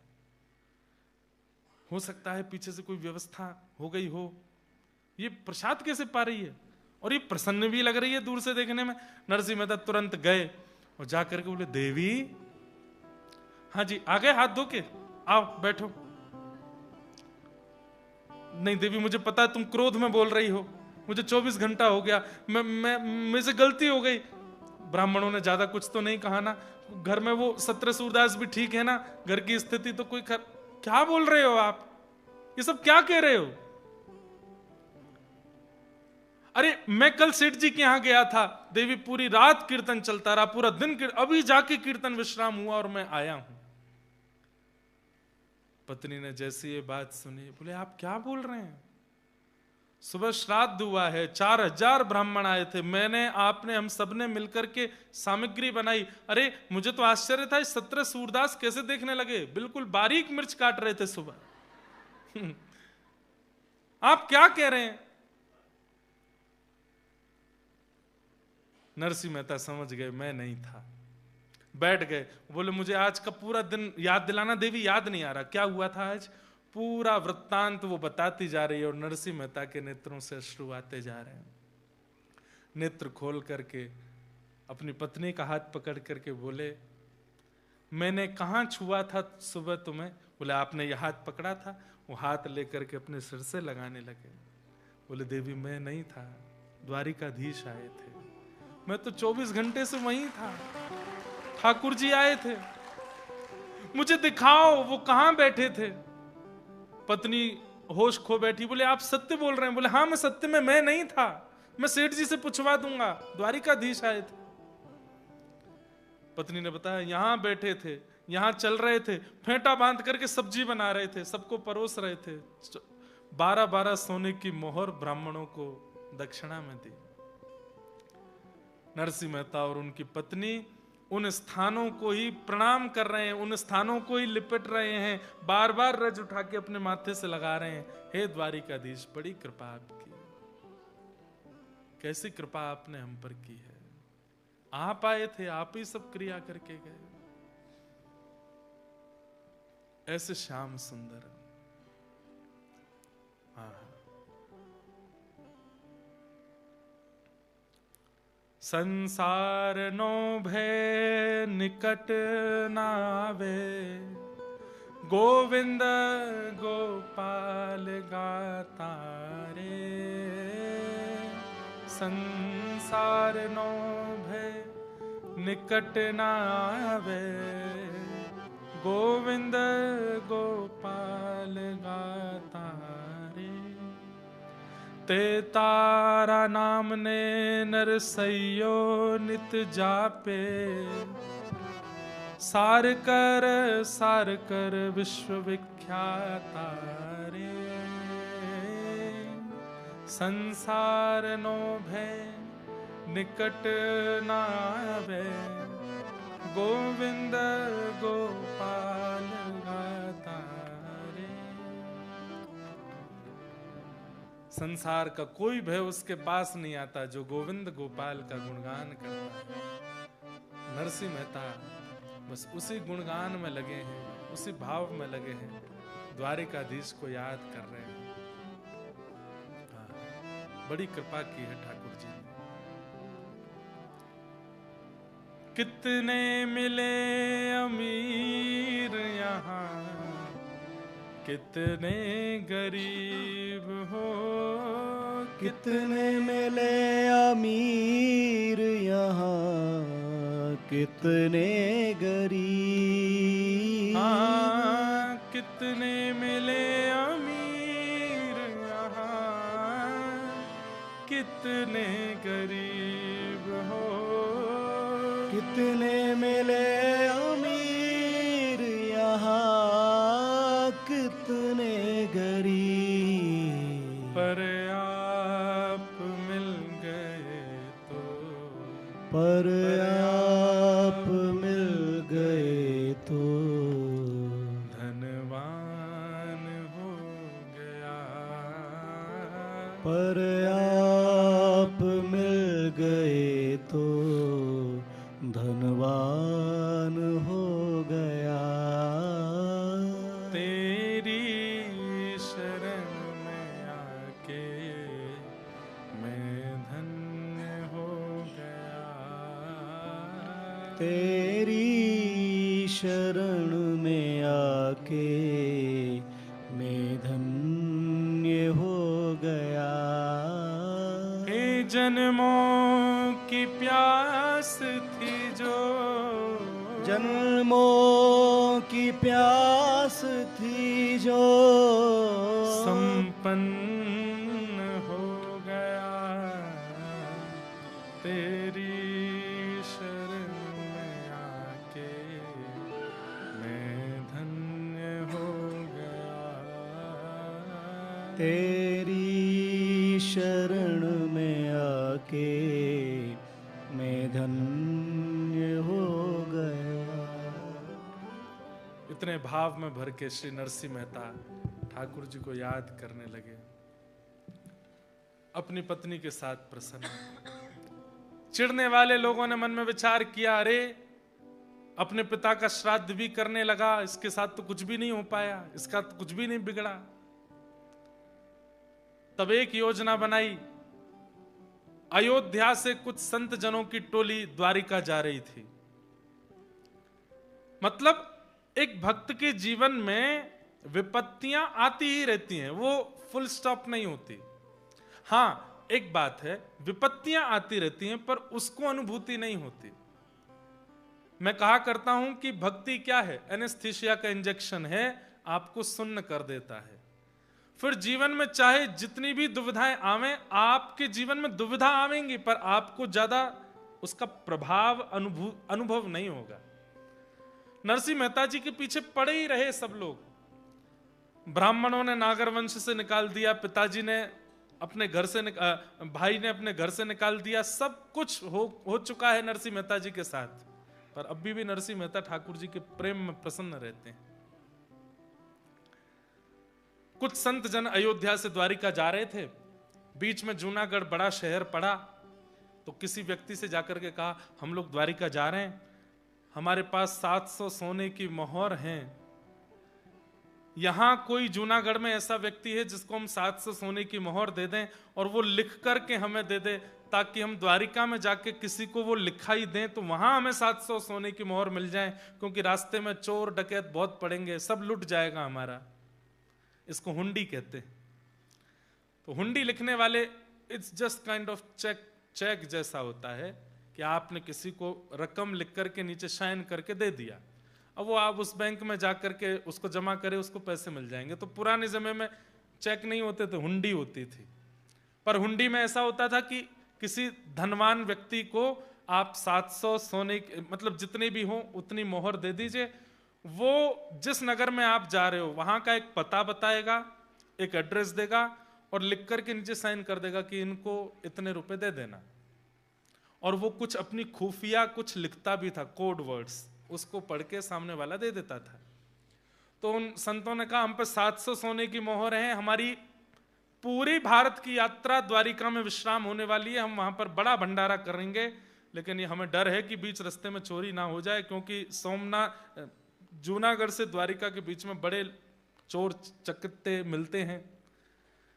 तो जूनागढ़ में अगर कोई हुंडी लिखने वाला हो तो उसका नाम बता दो। उन मन चले लोगों ने एक दूसरे का मुंह देखा, बोले एक ही है यहां तो। कौन?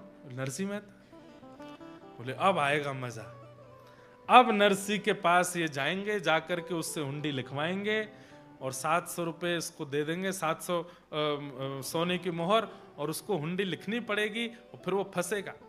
इन्होंने कहा देखो हमारे नगर में सबसे बड़ा आदमी एक ही है, नरसिंह मेहता, लेकिन भैया उसका नियम है, वो 1000 सोने की मोहर से नीचे की हुंडी नहीं लिखता। आपकी कितनी है?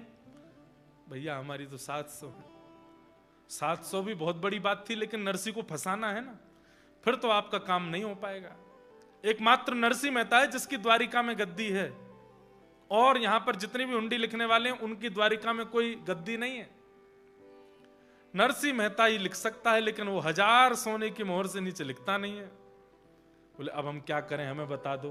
बोले आप तो जाकर के 700 सोने की मोहर उसके चरणों में रख देना, वो लाख मना करे उसके चरण पकड़ लेना, वो ये भी कहेगा कि मेरी कोई गद्दी नहीं है द्वारिका में, आप तो पीछे पड़ जाना। बोले आप कृपालु हो, दयालु हो, संतों पर कृपा नहीं करोगे?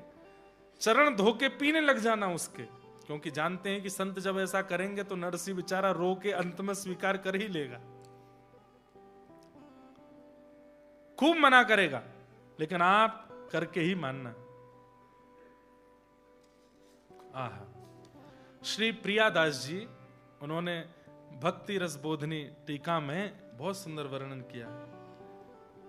तीरथ करत साधु आए पुर पूछे को, हुंडी लिख दे हमें द्वारिका सिधारिये, जेवे रहे दूषी कही जाते ही भगावे भूषी, नरसिंह विदित साह आगे दम डारिये, चरण पकड़ गिर जावो जो लिखावो अहो, कहो बार बार सुन बिनती न टारिये, दियो ले बताए घर जाहे वही रीति करी, भरी अखबार मेरे भाग कहां बारी में।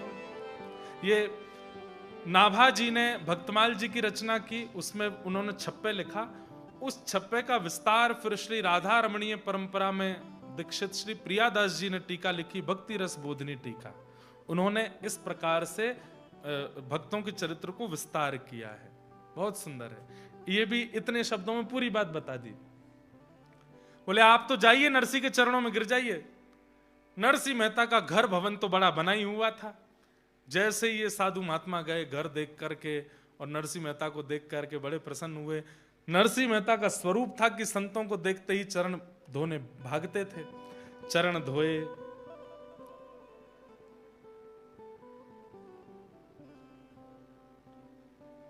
नंद नंदन के प्यारे आए मेरे, नंद नंदन के प्यारे,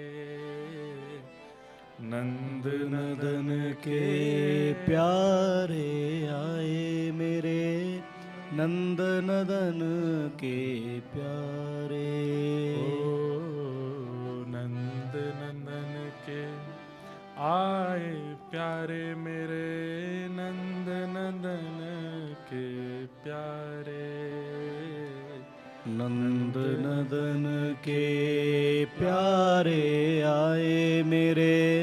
जब घर पर कोई वैष्णव आता है तो ये पद गाया कीजिए।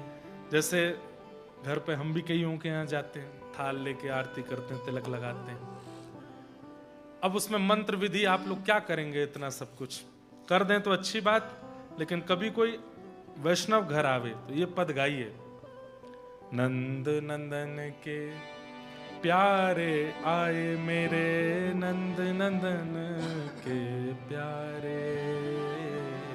नंद नदन के प्यारे आए मेरे नंद नदन के प्यारे।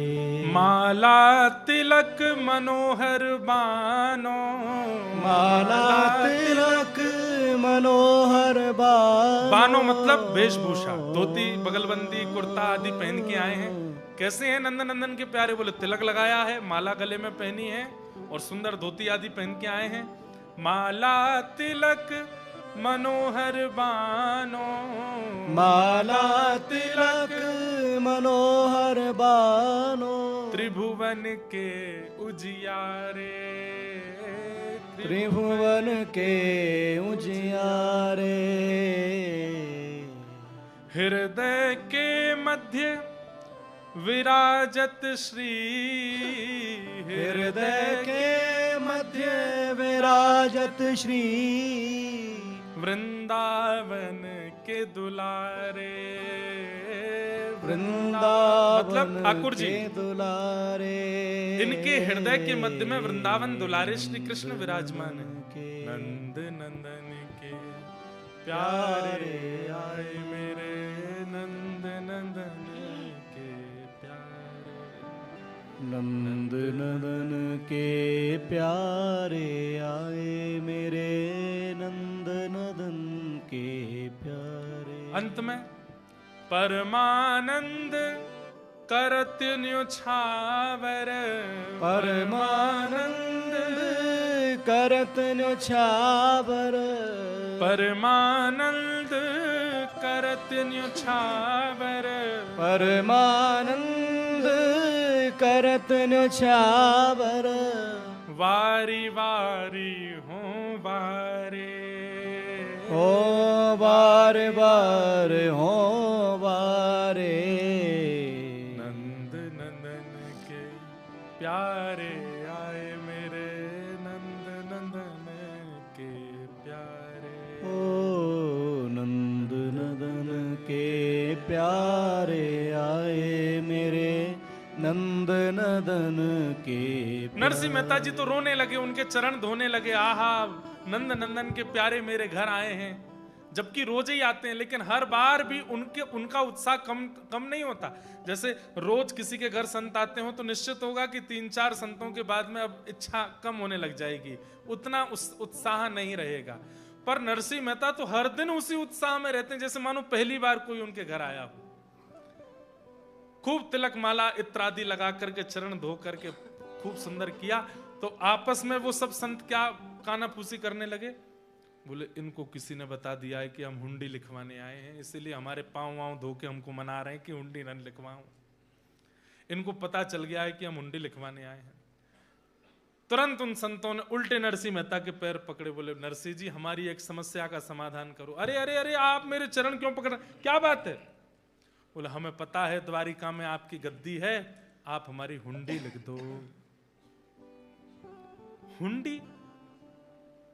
और मैं सुबह भोजन कर लूं तो शाम का ठिकाना नहीं रहता, रात को भोजन कर लें तो अगले दिन का, मैं हुंडी लिखूंगा आपकी और मेरी गद्दी द्वारिका में? किसने बहका दिया आपको? बोले हमें सब पता है, ये सब बात आप बोलोगे ये भी हमें पता है। हमें बता दिया गया था कि वो कितना भी मना करें चरणों में। हमें पता है आप 1000 सोने की मोहर से नीचे हुंडी नहीं लिखते, पर हम गरीब, हम संत जन हैं, हमारा तीर्थ यात्रा पूरी द्वारिका में होगी, वहां हमें भोजन प्रसादी करना है, बीच में कोई धन लूट लेगा हमारा, ये 700 सोने की मोहर है। हमें पता है हम आपके योग्य, 1000 हुंडी, 1000 सोने की मोहर नहीं 700 है, लिख दीजिए ना। नरसिंह बोले पर मेरी कोई गद्दी नहीं है द्वारिका में, मैं किसकी सौगंध खा के बताऊं? बोले हमें यह भी बताया था कि वो सौगंध खाने को तैयार हो जाएगा, पर फिर भी उसी से ही हुंडी लिखवाना। नरसिंह जी जानते तो थे कि जूनागढ़ के लोग कुछ ज्यादा ही प्यार करते हैं मुझसे। जब वे संत रोने लगे तो नरसिंह जी से सहा नहीं गया। हे द्वारिकाधीश, मेरा द्वारिका में कोई गद्दी नहीं, आप ही हो मेरे, तो और तो कोई है नहीं। ठीक है, लाइए 700 सोने की मोहर, पर मेरा एक नियम है। आपको किसी ने कहा कि मैं हुंडी लिखता हूं, बोला हाँ, मेरा नियम है कि मैं हुंडी के पैसे लेके पहले उन्हें खर्च करता हूं, ये मेरा नियम है। संत जन बोले ये कौन सा नियम है? बोले देख लीजिए एक बार, 700 सोने की मोहर लेकर के उन संतों को घर में ही रखा और महाराज चून का नौता, मतलब जूनागढ़ के आसपास के संतों को निमंत्रित कर दिया कि सब लोग आकर के मेरे घर प्रसाद पाओ। 700 सोने की मोहर से कम नहीं तो 5-10 हजार साधु महात्माओं का प्रसाद करा दिया नरसिंह मेहता ने, और उन संतों से ही परोसवाया। सबकी प्रसादी होने के बाद, दक्षिणा वितरण करने के बाद, जब 700 सोने की मोहर बिल्कुल जीरो हो गई, शून्य, तब एक पर्चा लिया और उसमें लिया, हे मेरे प्राण आधार जीवन आधार, मेरे प्राण प्रिय सांवलिया सेठ श्री द्वारिकाधीश, मैं आपका दासानुदास नरसिंह मेहता 700 सोने की मोहर आपकी कानी से ले ली है, इन संतों को भेज रहा हूं, कृपा कर हो मारी हुंडी स्वीकारो महाराज रे सांवरा गिरधारी। मारी हुंडी स्वीकारो महाराज रे सांवरा गिरधारी। हमें गुजराती ज्यादा आती नहीं है, जितनी आवे सुन लीजिए। हे मारी हुंडी स्वीकारो महाराज रे सांवरा गिरधारी। ओ मारी हुंडी स्वीकारो महाराज रे सांवरा गिरधारी। मारी हुंडी स्वीकारो महाराज रे सांवरा गिरधारी। ओ मारी हुंडी स्वीकारो महाराज रे सांवरा गिरधारी। सांवरा गिरधारी। सांवरा गिरधारी। सांवरा गिरधारी। ओ सांवरा गिरधारी। माने एक छे थारो आधार रे सांवरा गिरधारी। ओ मारो एक छे थारो आधार रे सांवरा गिरधारी। ओ माने एक छे थारो आधार रे सांवरा गिरधारी। ओ मारो एक छे थारो आधार रे सांवरा गिरधारी। हे मारी हुंडी स्वीकारो महाराज रे सांवरा गिरधारी। ओ मारी हुंडी स्वीकारो महाराज रे सांवरा गिरधारी। नरसिंह मेहता लिख रहे हैं, नाथ मैंने 700 सोने की मोहर लेकर के संतों की प्रसादी कर दी है। क्यों? क्योंकि आप तक किसी भी वस्तु को पहुंचाने का एक ही जरिया है, संत जन। मैंने 700 सोने की मोहर संतों को पवा दी है, इसका मतलब आपके पास पहुंच गई है। तो द्वारिका में लाज रखना, जब ये सब आ जाएं तो इनको कैसे भी करके 700 सोने की मोहर दिलवा देना। देखा, ठाकुर जी तक कोई भी वस्तु पहुंचानी हो तो ठाकुर जी के प्रियजनों को दे दो, ठाकुर जी के प्रियजनों को पवा दो, ठाकुर जी के प्रियजनों को मान कर दो, उनसे प्रेम कर लो, तो मतलब ठाकुर जी को पहुंच जाती है वो वस्तु। जैसे व्हाट्सएप जरिया है अपनी बात अपने प्रेमी तक पहुंचाने का, ऐसे ही जितने भी हरिजन हैं, हरि भक्त हैं, ये सब ठाकुर जी के व्हाट्सएप हैं। इन्हीं पर ही सारे मैसेज टाइप कर दिया करो, जो ठाकुर जी को बोलना है, जो ठाकुर जी के प्रति कहना है, जो भाव आपका है, वो सब इन्हीं को दे दो। हे मारी हुंडी, हे मारी हुंडी, हे मारी हुंडी स्वीकारो महाराज रे सांवरा गिरधारी। ओ मारी हुंडी स्वीकारो महाराज रे सांवरा गिरधारी। हे माने एक छे थारो आधार रे सांवरा गिरधारी। ओ माने एक छे थारो आधार रे सांवरा गिरधारी। नरसिंह मेहता ने लिख तो दिया, लेकिन संत जन तो हो गए चिंता मुक्त और नरसिंह मेहता की नींद उड़ गई। अब क्या होगा? ये सब संत जन जब द्वारिका जाएंगे और वहां मेरी कोई गद्दी नहीं मिलेगी, इनको 700 सोने की मोहर नहीं मिलेंगी, तो क्या होगा? अरे मुझे मारेंगे इस बात का डर नहीं था उनको, उनको ये डर था कि कहीं कहीं ये लोग शोक में आकर के प्राण ना त्याग दें, गोमती जी में डूब ना जाएं, समुद्र में प्राण ना त्याग दें, क्योंकि संतों की कोई कमाई तो है नहीं। किसी ने कुछ दक्षिणा दी, किसी ने कुछ दक्षिणा दी, वही सब इकट्ठे करके 700 सोने की मोहर इनके पास आई थी। पर अब मैं क्या करूं, मेरे पास आ गए, अब मुझे सबको पवाना पड़ा, अब इनको मिल जाए बस कैसे भी कि हे ठाकुर जी, ओ माने एक छे थारो आधार रे सामड़ा गिरधारी। ओ माने एक छे थारो आधार रे सामरा गिरधारी। संत जन कीर्तन करते हुए द्वारिका पहुंचे। हफ्ता भर 10 दिन में द्वारिका पहुंचे। जाकर के द्वारिकाधीश के दर्शन किए। बोलो द्वारिकाधीश की जय। और हाँ, एक बात, हुंडी लिखने के बाद में पूरा पर्चा बंद करके मोहर लगाई नरसिंह मेहता ने और बोले किसको देना है भैया वहां जाके? बोले गोमती जी के तट पे जाकर के, वहां पे सांवलिया सेठ हैं, एक सेठ जी हैं, उनका नाम क्या है?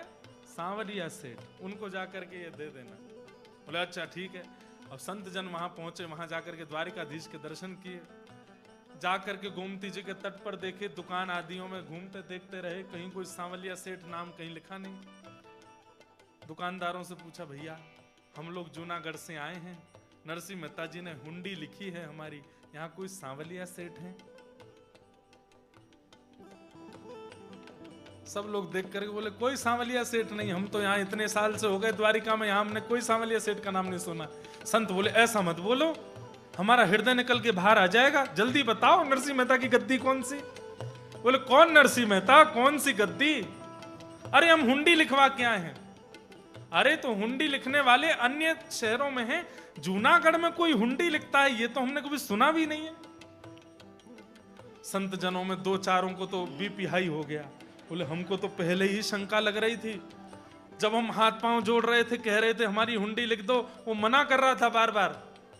एक संत रोता रोता बोला वो सब तो दूर की बात, हमारी 700 सोने की मोहर हमारे सामने पूड़ी बना के खिला दी उसने, वो मिलेंगे भी नहीं दोबारा, और वो तो बोल देगा कि मैंने तो तुम्हारी तरफ से संत भोज करा दिया। अब क्या होगा? गली गली घूम करके, गली गली ढूंढ करके जब बिल्कुल पस्त हो गए, हार गए, गोमती सागर तट पर जाकर के बैठ गए और रोने लगे। अरे भैया कहां है सांवलिया सेठ?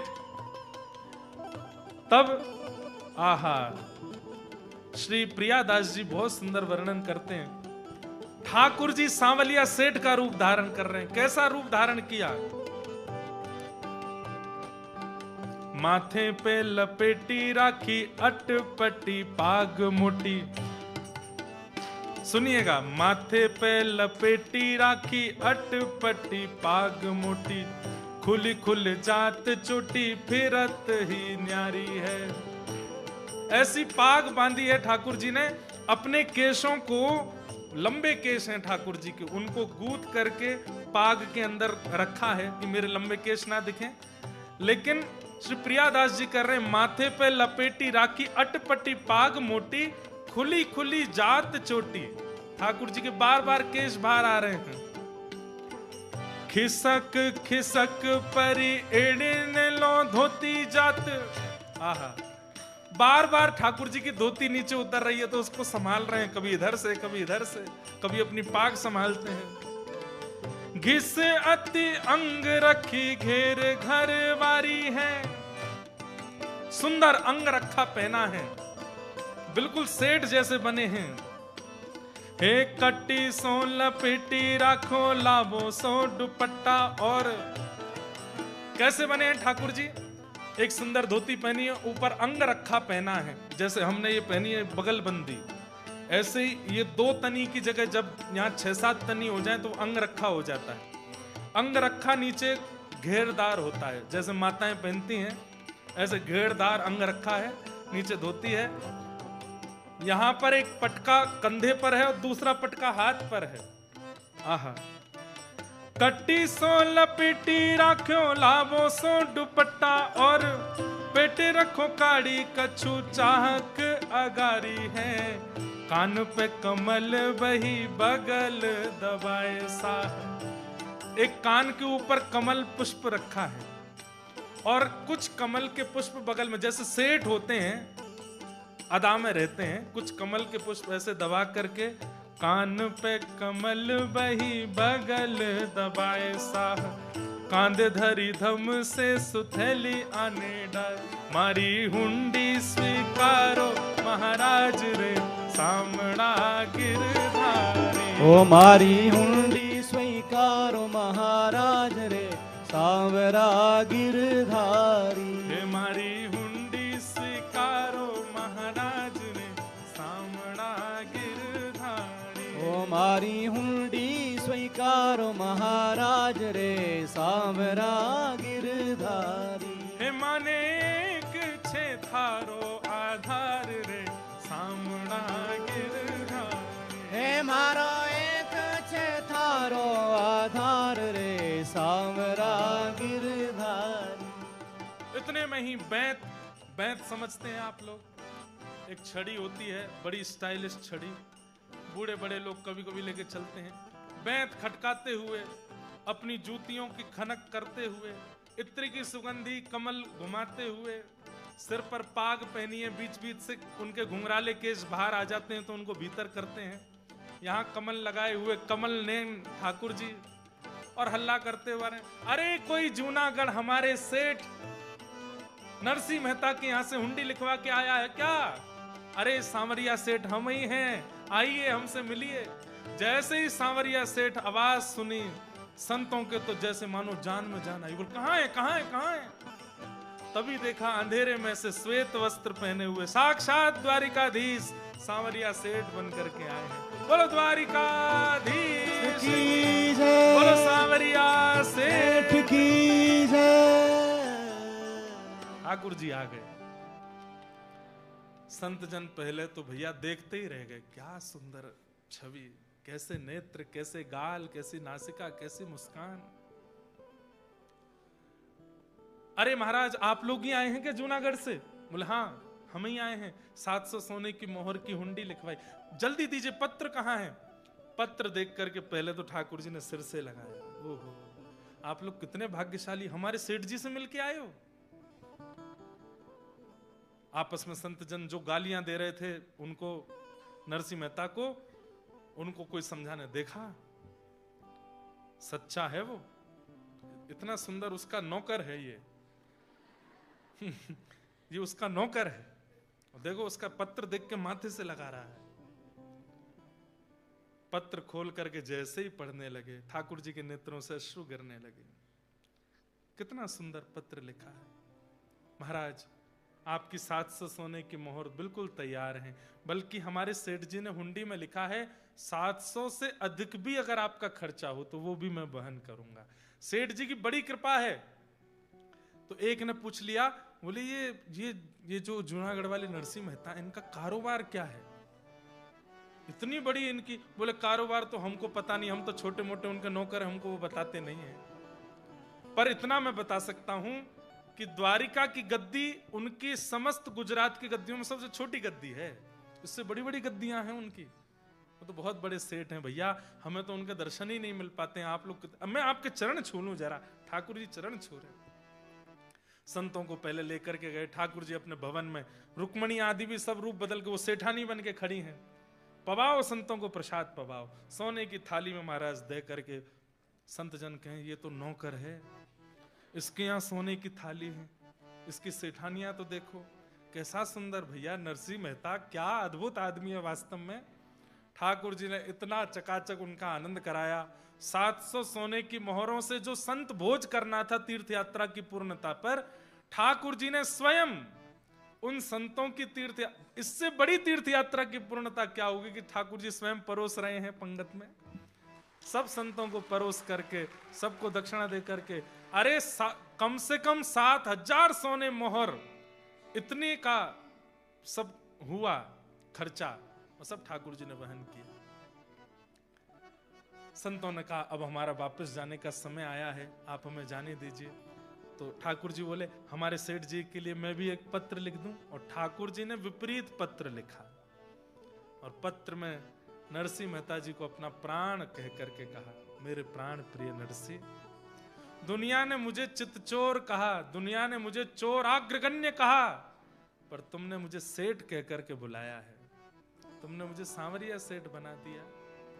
मैं तुमसे मिलने के लिए बहुत तड़प रहा हूं, जल्दी मेरे पास आना, तुम्हारा दास सांवरिया सेठ। और लिख करके ठाकुर जी ने मोहर लगा करके दे दी।